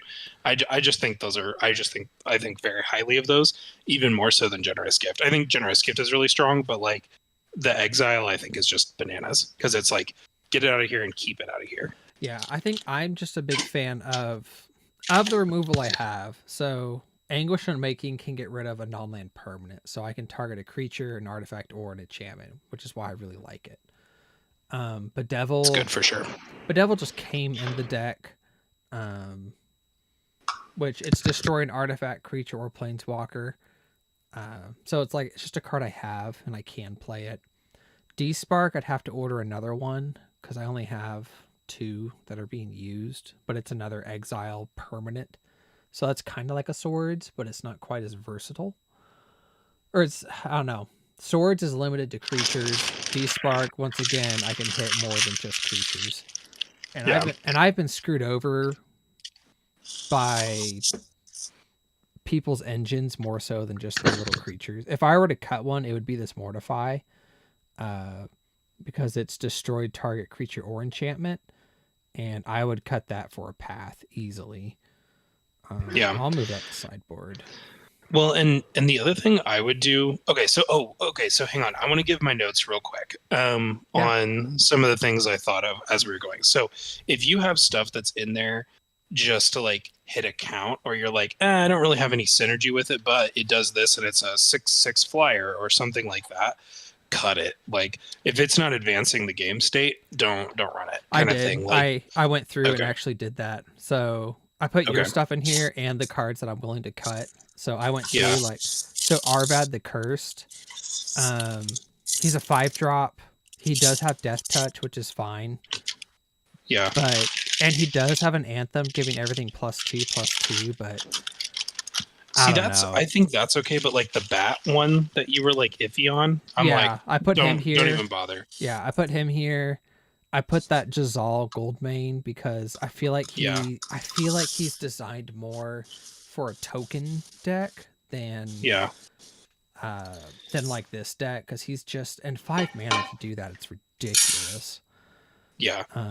Well, and if they work with the strategy, then it doesn't really matter what they were designed for. But I do agree with you that if it's not advancing your game state, there's better things. Because like Yoshimaru, like does all of those things, and he's cheap and he's little. You know what I mean? Like he's low mana. He does. You know what I mean? Like that's. I'm like looking at that, going, let's go look at the Yoshimaru deck and see what's in there, because those are. I forgot. I could you know what I add mean? him. Like, yeah, he's a good one. Whenever another legendary permanent enters the battlefield, put a +1 counter on him. Yeah, he's a good. He gets big quick, especially if you're making copies with like that one guy that makes copies and doesn't care about the legend rule. Like he and Yoshimaru would be best friends, because you can make those token copies that are 15/15 and just start ramming people. Yeah, I put in. So these are the cards I took out. Well, I'm willing to take out. So I took out Arvand, Jazal, that Kothafed. He's the 6/6 flyer that lets me draw. Mortify is just a removal that I'm willing to trade for a different removal. Rhea Dawnbringer I actually put here because she is 9 mana, and I can do it. She's a big drop, but I won't get her effect until the next turn, which means she has to survive. Yeah. Well, and I think you could apply that same logic to like your dragons, is like prioritize like which dragon you're gonna get, and like maybe have like 3 of them, but like you don't have to run 10. You know what I mean? Like you can pick which ones are your favorites and kind of prioritize that a little bit. Because like right now, cutting's not your problem. So like I'm kind of solving a problem that doesn't exist. But I'm trying to like think about like you have one good payoff for that, but you also have a really good artifact that's a good payoff for that dwarf, and you have, you know what I mean? So yeah, let me go through this real quick. I think I'm going to add this card. I've been back and forth on it. But it's called Revel in Riches. So it's an enchantment. It's a 5-drop. Costs 4 and a black. And it says, whenever a creature an opponent controls dies, I create a treasure, an artifact token. But then it's also, but it's an alternate win con. Because at the beginning of my upkeep, if I control 10 or more treasures, I win the game. Oh, yeah, that's perfect. So I think I want to add that. Dude, okay, so okay. So the other one, okay. I think Now you we're know cooking. this one is the Hellkite Tyrant. So Yes, he's I another have him in dragon. dragons. Now my only issue with him is he's not legendary. Oh, then don't run him. But he does have the win condition of, at the beginning of your upkeep, if you control 20 or more artifacts, you win the game. Okay. So he's that's good. It's possible. I don't know why I mislabeled this dude, but this one is whenever I gain life, target opponent loses that much life. So he's one that I can just sit on the board and just drain people with my lifelink, which is fun. Oh, okay. So here's note number 2 that I had. Yep. So I think that the amount of life gain that you're gonna have from Dihada herself is sufficient. I don't think that a life gain package is that much better than a reanimation package. Okay, so when I say life gain package, they're cards that benefit from okay, so it's life gain cares. Yeah, so that like this card, like he cares about life gain because he's dealing that much damage. Yeah, and there was a 2-card combo. Okay, yeah. So well, no, I thought he was a 2-card combo. He's not. He's something else. But so the other card, what's the red sorcery that like does that you can like do damage to players or permanent? Is that Vandablast? What am I thinking of? Do damage to players. What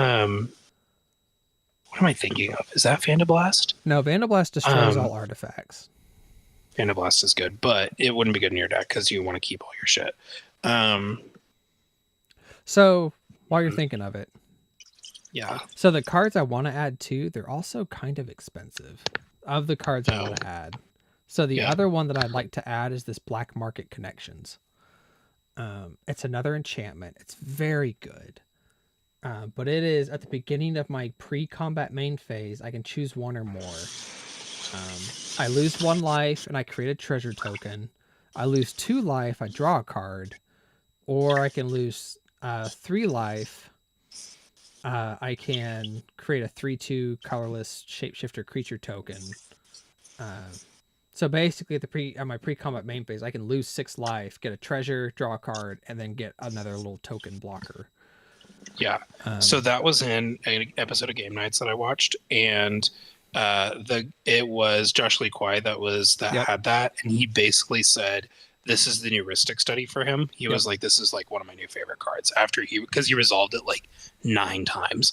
He was like, this is bananas, and he was like, he lost like a ton of life and was willing to put himself like super low because he was just like, I don't care. Like, I'm getting so much value out of this that he was like, I don't care. And then he just life linked himself all the way back up. Yep. So yeah. How much is it? It's like 20. Well, it's about $20 card, but yeah, that's kind of expensive. It is. Because I'm trying to keep the budget under 100 for these upgrades. Yeah. Black market. That's why the hard part is Jim's deck that I got him has a black market connections in it. Oh damn. And I'm like, dang it. Hey, can I borrow that? Yeah. I can get one for about $18, looks like. Or 25. So 18 to 25. I wonder what Card Kingdom. No, we'll go to Cool Stuff Inc. I like Cool Stuff Inc. Black market connections. Boo. Card Kingdom. Ah.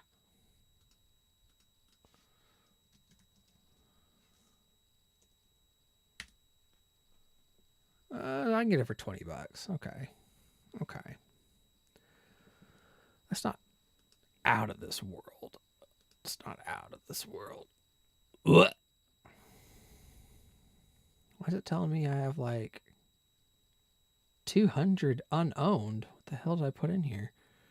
That's not good. I have this card. I know for sure I have that card. Brought it down a little bit. What else was there? What else is so expensive? I'm also gonna send you the 3 lands that they recommended, and I think those are also going to be on your list. I think they're already here. There's Takuma, Abandoned Mire. Yeah, it was Crucible, Takuma, and Iganjo.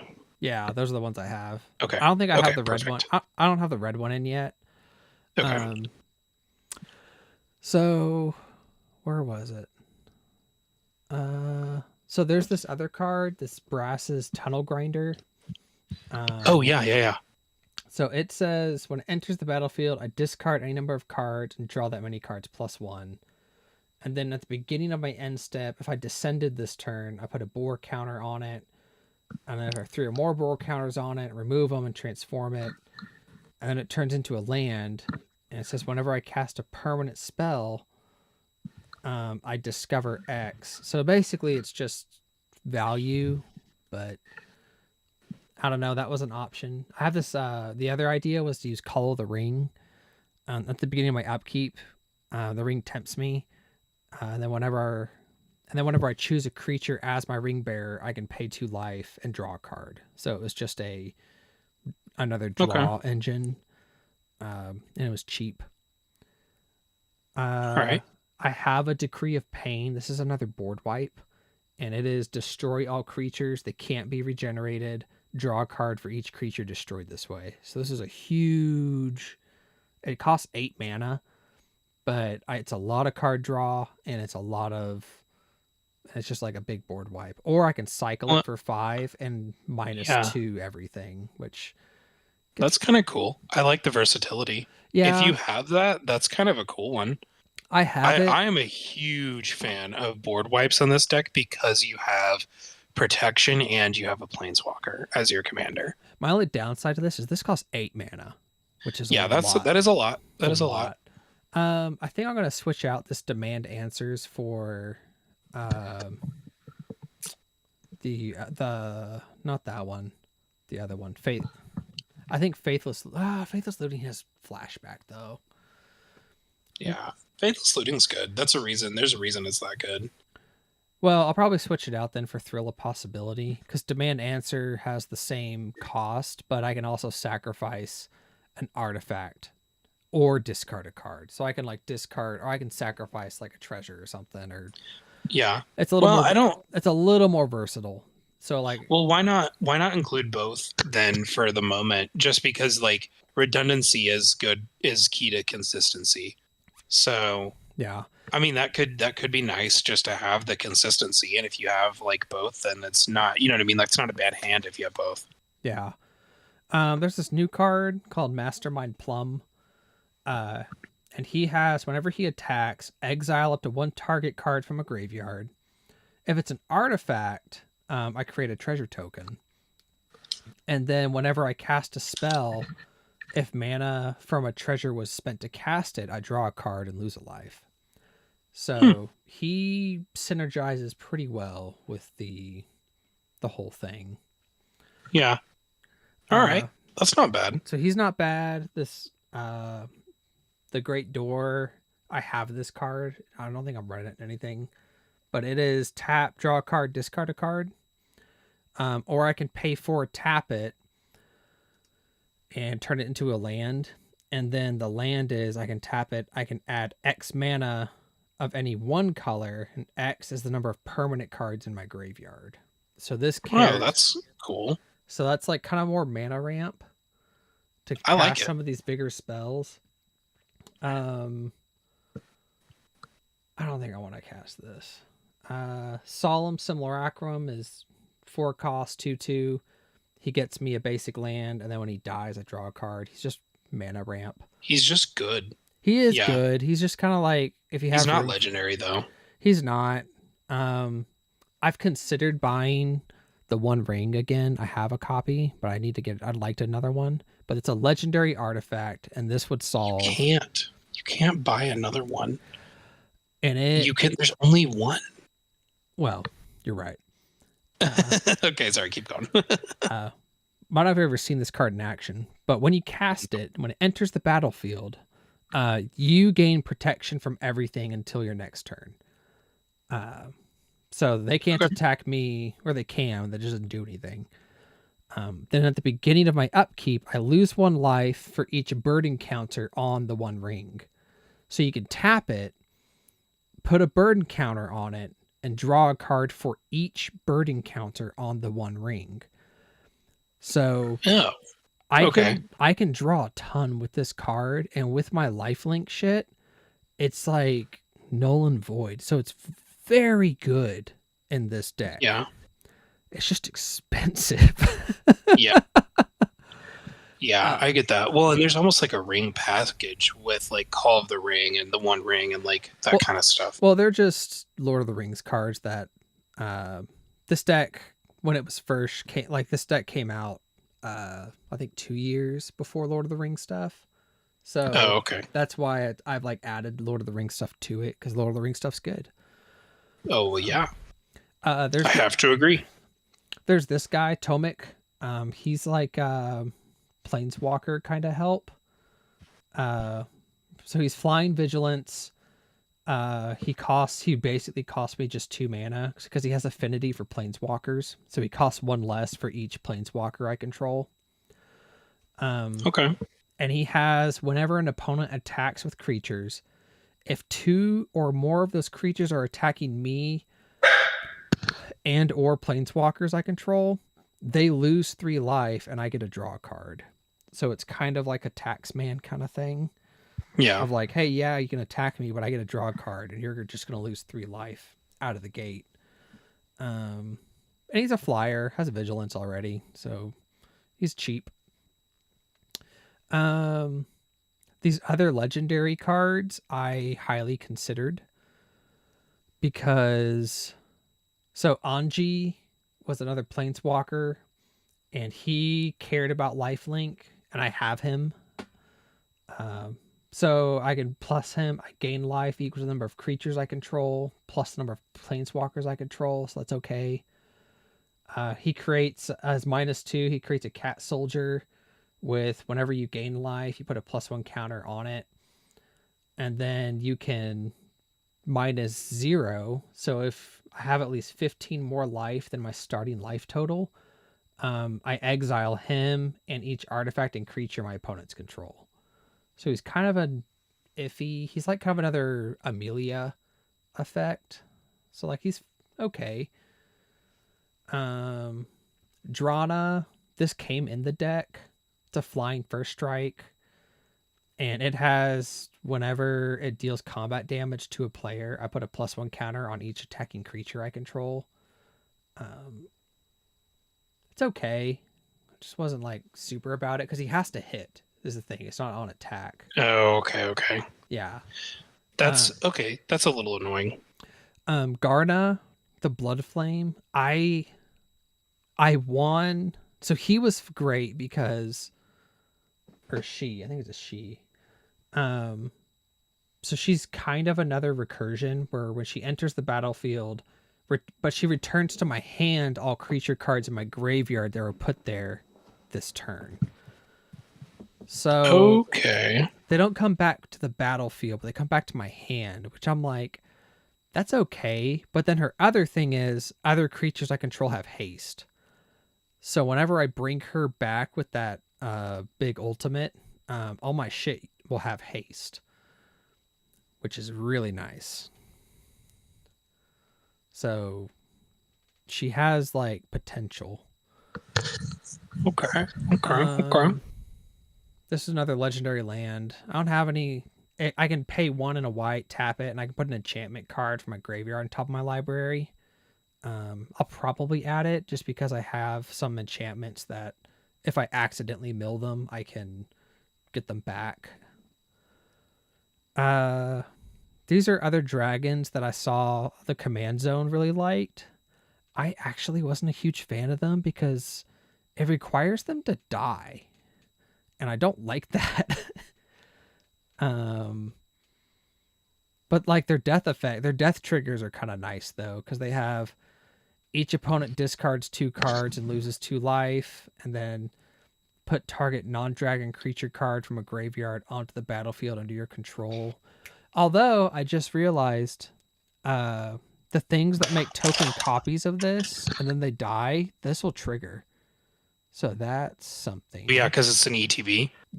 Well, no, it's a death trigger. Oh, yeah, that'd work. Because sacrificing counts, right? Yeah, because they're a token copy. That maybe they go in. Maybe that goes in.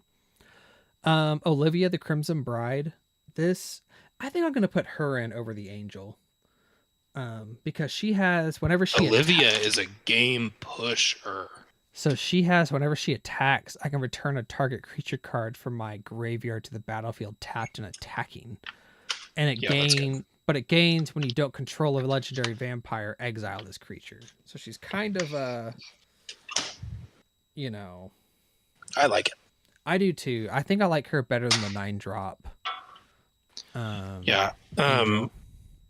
I feel like Olivia is like a really she's been on game nights before. She's a push card. Yeah. Queen Marchesa, I like this card. She does not advance the game, but I like her because when she enters the battlefield, you become the monarch, and the monarch means if you're the monarch on your end step, you draw a card. Yes. And then at the beginning of my upkeep, if an opponent is the monarch, I create a 1/1 black assassin creature token with death touch and haste. So she makes little 1/1 death touch assassins that I'm like, yeah, like, I don't know. I'm like, I feel like that's just good value. And they're death touch blockers. Like, I don't know. I think that's kind of good.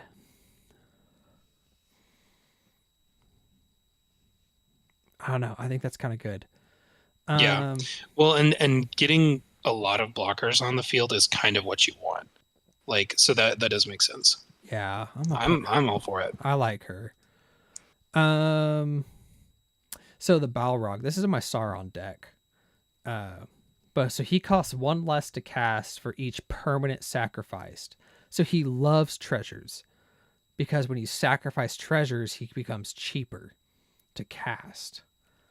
And he has haste, and he's a 7/5, and he can't be blocked except by legendary creatures.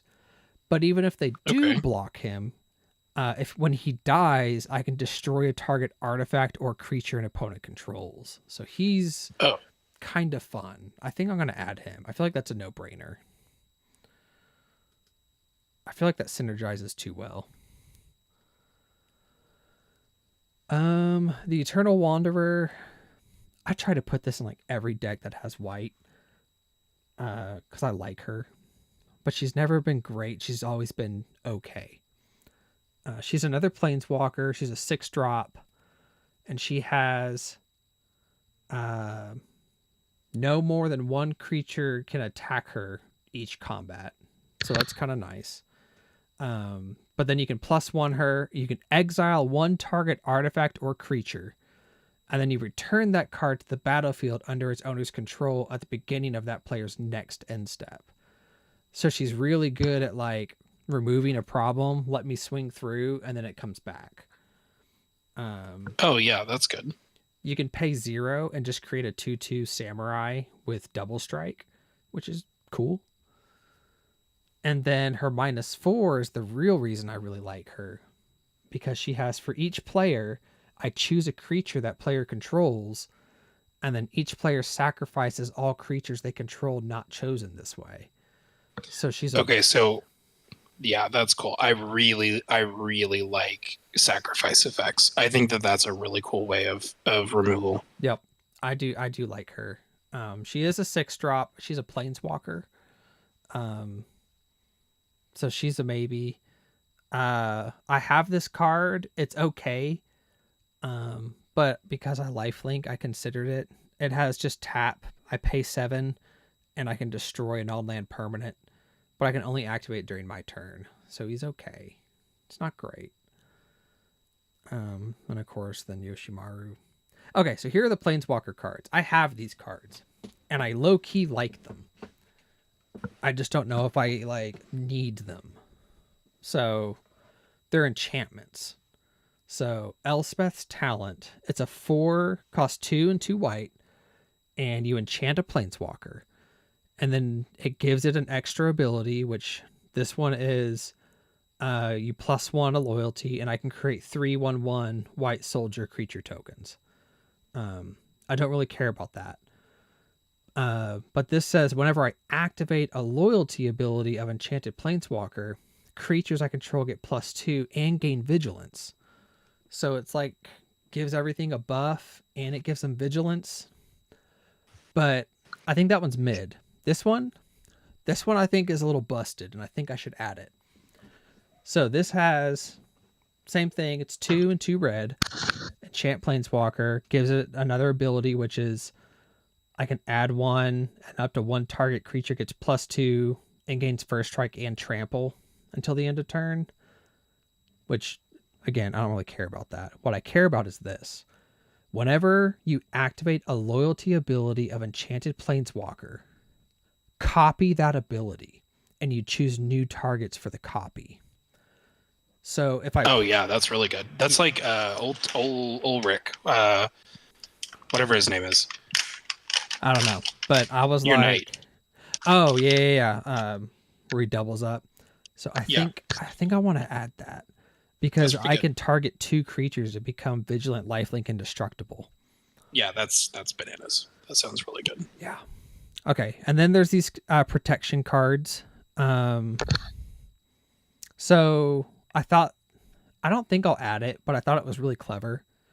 Comeuppance was prevent all damage that will be dealt to you and planeswalkers you control this turn by sources you don't control. And if damage from a creature source is prevented this way, deal that much damage to that creature. Or if damage from a non-creature source is prevented this way, it deals that much damage to source controller. So it's just like just negate damage. So it's not bad. It's just like I actually kind of like that as a different form of protection. I actually kind of like that because I feel like that's different than destroy attacking creature or something like that. You know what I mean? Like I feel like that's a different kind of protection. So there's another one called Gideon's Sacrifice that I think might be a little better. I think it would synergize better. And let me find it. Oh, it went to sideboard. I know it did.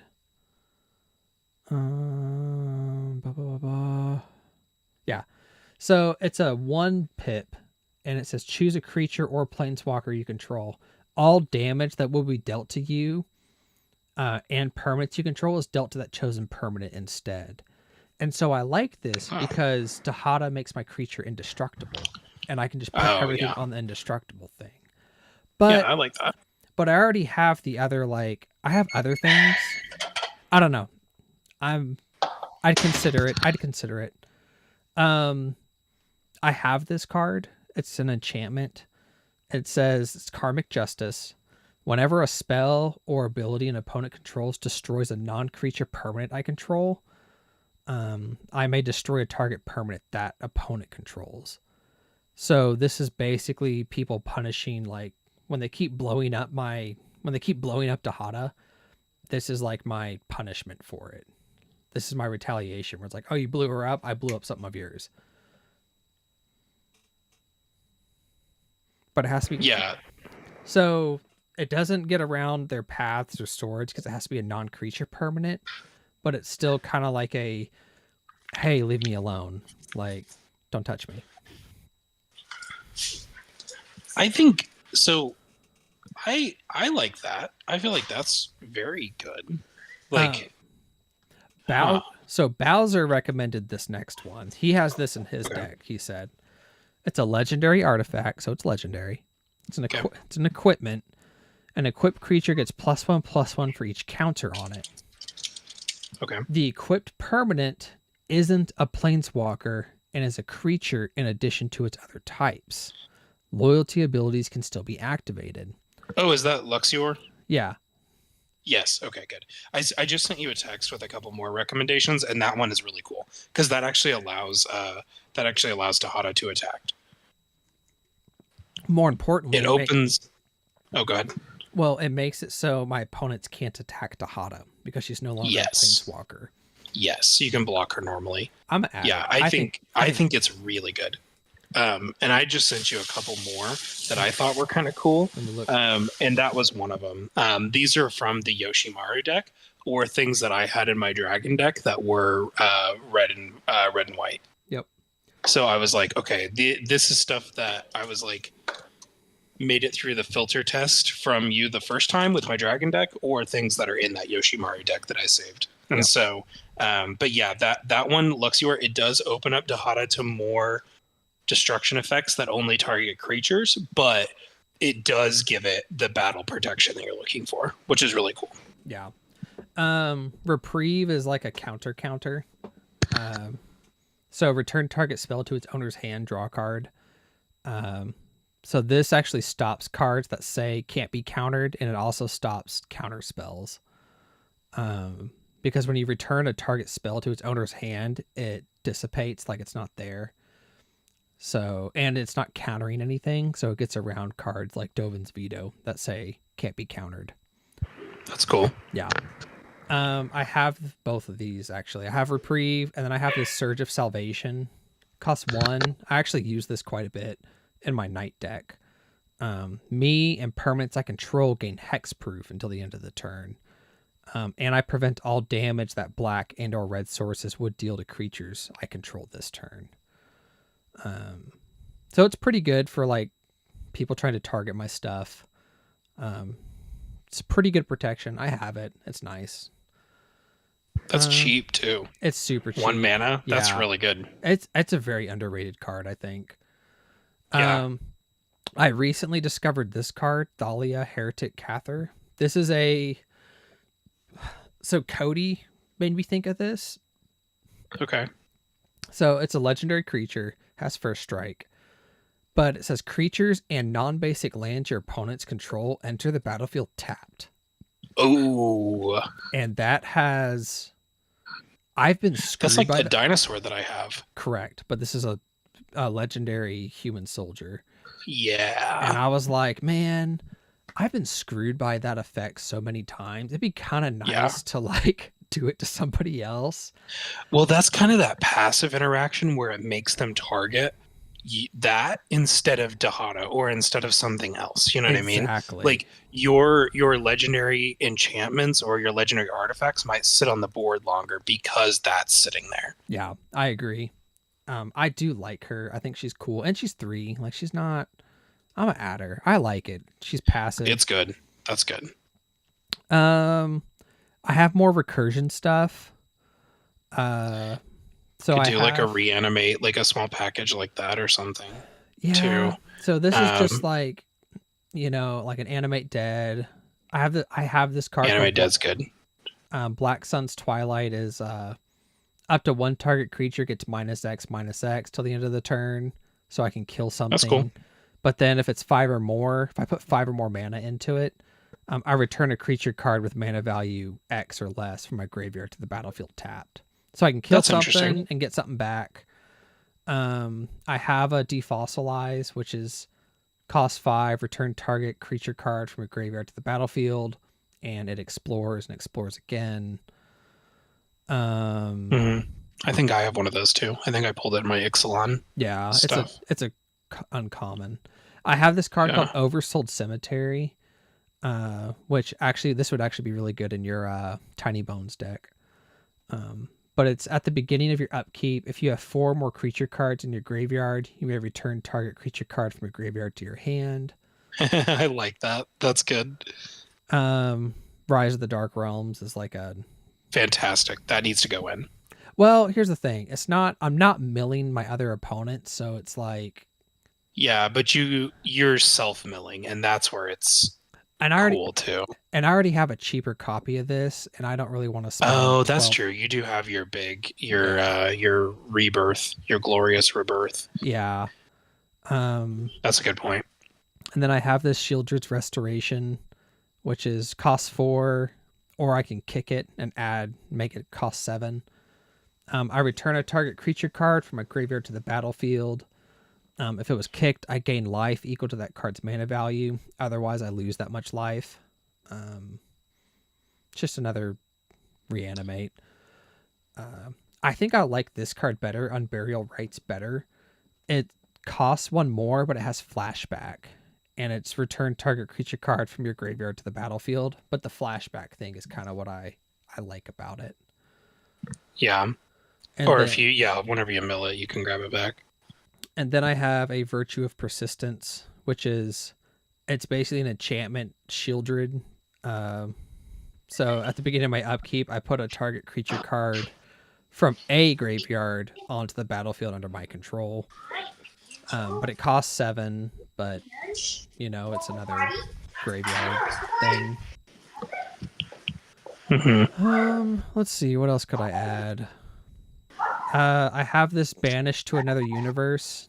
Costs 5. It's an enchantment, but it has an affinity for historic permanents. And historic permanents are artifacts, legendaries, and sagas. So really, it only costs me like 1. And it just says when it enters the battlefield, I exile a non-land permanent until this card leaves the field. So it's it's just another removal. Yeah. Oh, I do also like Damn. I think that one, I love the card art, but two, I think that for cheap removal, it's kind of cool. I mean, it's like super simple, but it just like smack them. They can't come back. Yeah, I'd add this. I have it. Yeah. It wasn't my Knights for a long time, but I took it out. Yeah. Let's see. Bitter Triumph is just more targeted removal, but I have swords and all that. Feed the Swarm. Feed the Swarm is cool. Yeah. Well, it gets That's rid a of. good one. Well, it's the same as that Mortify, but I lose life equal to that permanent's mana value, so it just destroys a creature. That's probably better, honestly.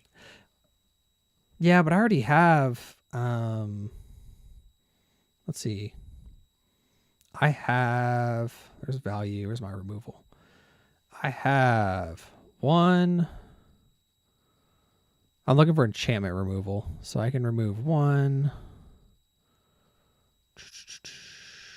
2, 3, technically 4, technically 5, 6. I can remove. I have 6 enchantment removal. Yeah. It's not like super worth it to me. If I already have something that's I don't know. It's life loss, so it seems like it checks all the boxes. Okay, hang real quickly. I'm gonna run and say hi to Sierra real quick. She just got home. Go say hi to your wife. Yeah. I just shot you a couple of other cards to look at that were in that were in the Yoshimaru deck.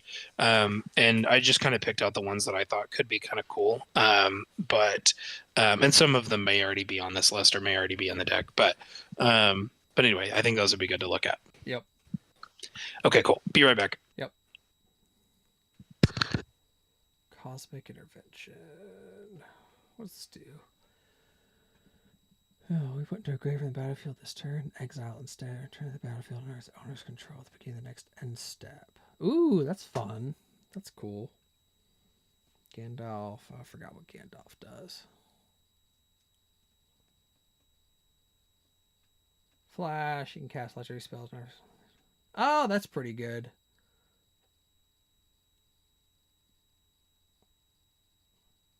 That's not bad. That's not bad at all. Where's that red dragon? Is it Junie? No. Let's see. Panharmonicon. I don't really have too many ETBs. Flowering of the Right Tree.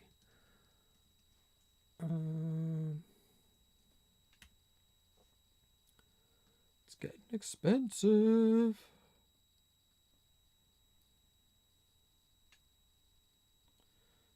See. Yeah, legendary enchantment. Legendary creature control get +1. You can have ward 1. That's kind of like the other one. I don't really care about that. Minas Tirith. That's just a legendary. Just another legendary card. Legendary land. It's a legendary creature. Or I can pay 2. Draw a card. That's okay. It's okay. Miko. I think I know this one. Miko Kokoro? Do I have this card? No way. I do have this card. I don't really care about it. And Rogue's Passage. Rogue's Passage is always good. I do like a Rogue's Passage.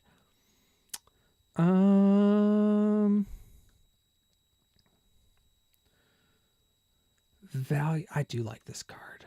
As long as you have one or fewer cards. Look at the top 6 over that. You may exile a legendary creature card from among them. Put the rest on the bottom of your library in a random order. Until end of turn, you may cast the exiled card without paying its mana cost. Yes. That's got to go in. Breaches. Or power you control attacks. Hasn't been chosen. Create a treasure token. Target creature can't be blocked this turn. That's actually pretty good. Whenever I cast an historic spell.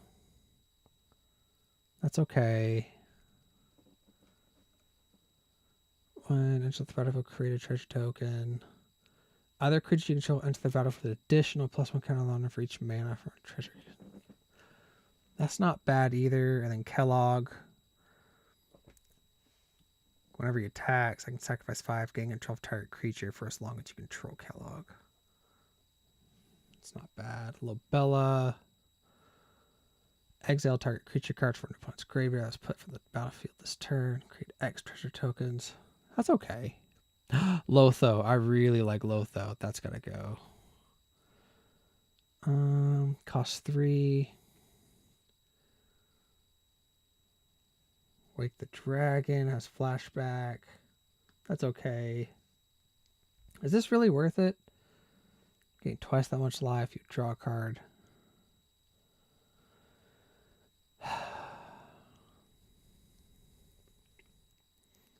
Whenever I gain life, target opponent loses that much life. I already have it. Okay, I'm back. What did you think? Some of them I'm not a huge fan of. Okay, that's fine. So we're spitballing here, baby. Yep. So Gandalf the White's not a bad ad. Yep. Flash is always good. I just don't have a ton of abilities that trigger when a permanent enters or leaves. Like, I don't really have a ton of ETBs that I'm noticing. Okay. A lot of mine are attack triggers. Yeah. Lauren of the Third Path is a good card. I don't think it's really for this deck. I don't really want anyone else to draw, and I already can kind of do that by myself. Cosmic Intervention's not bad. It's a little slow, but I already have a lot of stuff that kind of does it already. Same with Panharmonicon with the ETB thing. Yeah. Flowering of the White Tree there's another card in here that does something similar that came in the pre-con. It's just an anthem effect that buffs everything that I'm like, I don't really care about. Mikokaru, I don't care about. I could add it. It was another legendary land. That was like pay. Yeah. Yeah, I have it. I just chose not to run it because I don't know. It was just a colorless land. I was going to look at Chain Reaction. Chain Reaction was one that came in the Dragon Precon. It is.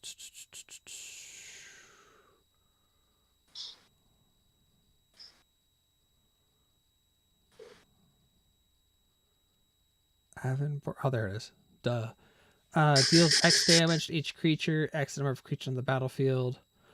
So it's basically like another Blasphemous Act. Yeah. Okay. Um, That's not terrible. And then Ganax, the Astral Hunter. yeah, so this is a legendary dragon that does treasure tokens. Ooh. Whenever or another dragon enters the battlefield under your control. That's not bad. He doesn't need. He's 5 mana though, and I already have some cheaper stuff that does that. Yeah. If I was more dragon focused, I think I could get more value out of him, but I don't Yeah. think this would be it. Yeah, that is absolutely fine. I was like, I was just kind of thinking of stuff that was like that theme and did all the stuff that you were thinking of. Yes. Move to main deck. Sorry, I'm looking through the rest of these, see if I want to. I was going through. I went through the recursions. I do like this, but I don't think I need it. Where was the other one? Oh yeah, these value cards. So this Breaches Eager Pillager. He's a goblin pirate.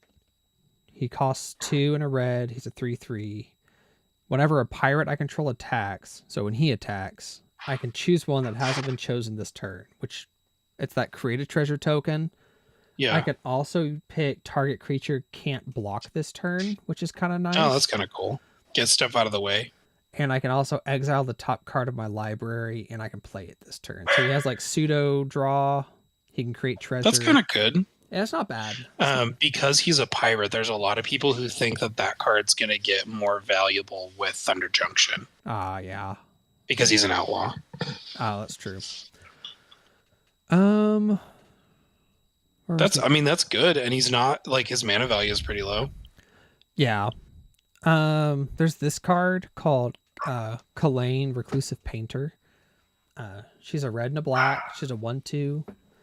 Whenever she enters the battlefield, she creates treasure. But then she has other creatures enter the battlefield with an additional +1 counter on them for each mana from a treasure spent to cast them. Oh. So that's kind of cool. It's not bad. Man, I'm really hemming and hawing on this card. Which is the doubles my life. And if I draw a card, I cut the first one I draw 2 cards instead. So you have so this is the advice I'm going to offer you. Was because whenever I brought up whenever we were building Mothman, I brought up that I had 3 cards that whenever I drew a card, it made other people mill. And I was like, if all 3 of these were going at the same time, I could like go crazy and it would be 3 separate instances. And the advice that you offered me was you have a lot of draw power, but if it's not built into your command zone, you're not guaranteed to do it every turn. And so I think I would kind of echo that same advice of that is good, but because you don't have draw power in the command zone, I don't know that it's consistent enough to know that you're going to draw a second time every turn. So I get half the effect. Because you can still double your life. Correct. So the other side is, so I have this card called Sanguine Bond, which is whenever I gain life, target opponent loses that much life. I think that's fantastic. I think that is really good because you do lifelink every single turn, potentially. And then there's this legendary creature that does the same thing. I think those are... But I think you throw both of those in. I think that is fantastic. So, and then I think finally there is, so I have an extra one of these too. It's called Black Market. It's 5 mana. Whenever a creature dies, I put a charge counter on it. And at the beginning of my pre-combat main phase, I add a black mana for each charge counter on it. So it's like... Does it get rid of those charge counters? No. Just keeps them. Okay. So it's basically... That takes a little bit to pay off, but that's decent. It takes a little bit to pay off. I think it's better suited for a deck that can sack and like sacrifice creatures. Yeah. And then of course there's like I think I don't need as much ramp as I think I do. All right, let me add this to the main deck. Let me add this. Terrain Dynamo is good. It's good, but I think my treasure tokens more than make up for it. Yeah, I agree. And it's not legendary, so I agree. Yeah, that's my thing. And then I have these 2 tutors. I've had this card forever. It's a straight tutor. It just costs 4 mana. Hello? Hey, could you take like a 5-minute break and take the puppies out with me? Yes. All right, I gotta take the puppies out real quick, but I will be back Okay. shortly. I'm gonna go eat dinner, so I am going to I'm gonna hop off, and then whenever you come back, I will probably be able to join back in chat. Okay, you do that, and I'm gonna probably tweak this while you're gone. Cool. All right, sounds Sounds good. like a plan. I think this is coming together. I'm really liking the direction. Me too. All right, I will see you in a little bit. Okay, cool. See you in a minute.